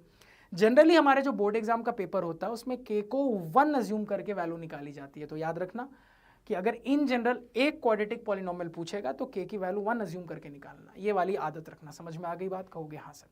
अब अगर ये पूरा लॉजिक समझ में आ गया तो इसको सवाल में अप्लाई करके देखते हैं। जैसे सवाल देखो, फाइंड अ क्वाड्रेटिक पॉलिनोमियल। देखो तो यहाँ पे ये नहीं कह रहा है जनरल फॉर्म निकालो, यहाँ पे कह रहा है कोई एक ऐसा क्वाड्रेटिक पॉलिनोमियल निकालो जहां पे जीरोस का सम और प्रोडक्ट आपको रेस्पेक्टिवली के लॉजिक से बता दिया गया। रेस्पेक्टिवली का लॉजिक मैंने सिखाया था, पहला पहले के साथ, दूसरा दूसरे के साथ, ऑर्डर में चले, पहले सम आया तो नंबर 1, इसके बाद प्रोडक्ट आया नंबर 2।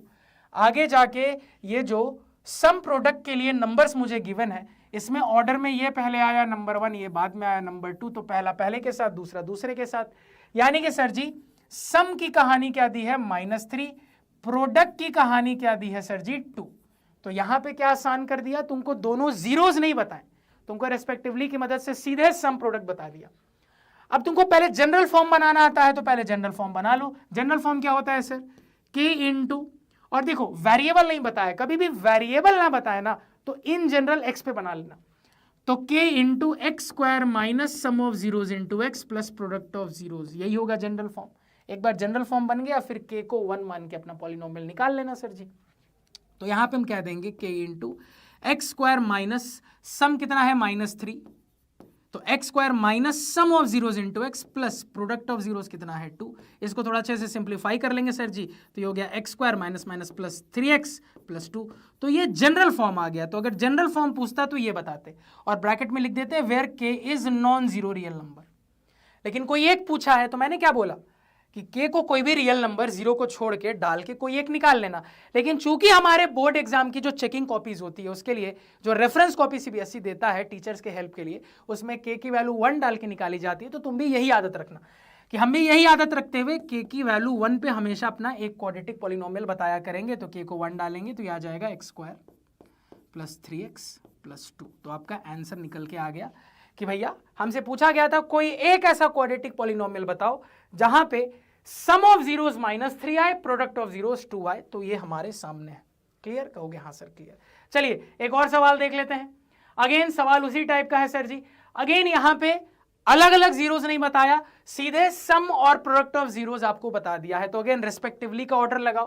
पहले ये आया है तो नंबर 1, इसके बाद प्रोडक्ट आया है नंबर 2, और यह नंबर्स की कहानी में ये पहले आया ये बाद में आया है। तो कह दीजिएगा पहला पहले के साथ, दूसरा दूसरे के साथ। तो सम ऑफ जीरोस क्या हो जाएगा सर जी? तो सम ऑफ जीरोस हो जाएगा 0। प्रोडक्ट ऑफ जीरोस क्या हो जाएगा सर जी? तो ये हो जाएगा √5। तो अगेन वेरिएबल नहीं बताया तो आपको पता है सर एक्स वेरिएबल पे बना लेंगे। तो यहां पे अगर हम पहले जनरल फॉर्म लिख ले, क्योंकि देखो अगेन एक निकालना है, पहले जनरल फॉर्म लिखेंगे फिर एक निकालेंगे।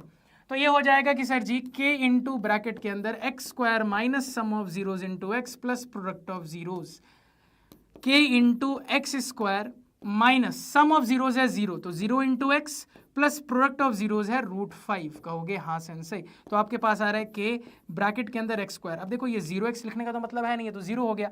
अल्टीमेटली मेरे पास क्या बचा है? प्लस √5 बचा है। कहोगे हाँ सेंसई, सही बात है। तो जनरल फॉर्म पूछता तो ये बताते और यहाँ लिख देते where k is non zero real number. हमसे कोई एक पूछा है तो k की कोई रियल नंबर वैल्यू डाल के बता देंगे।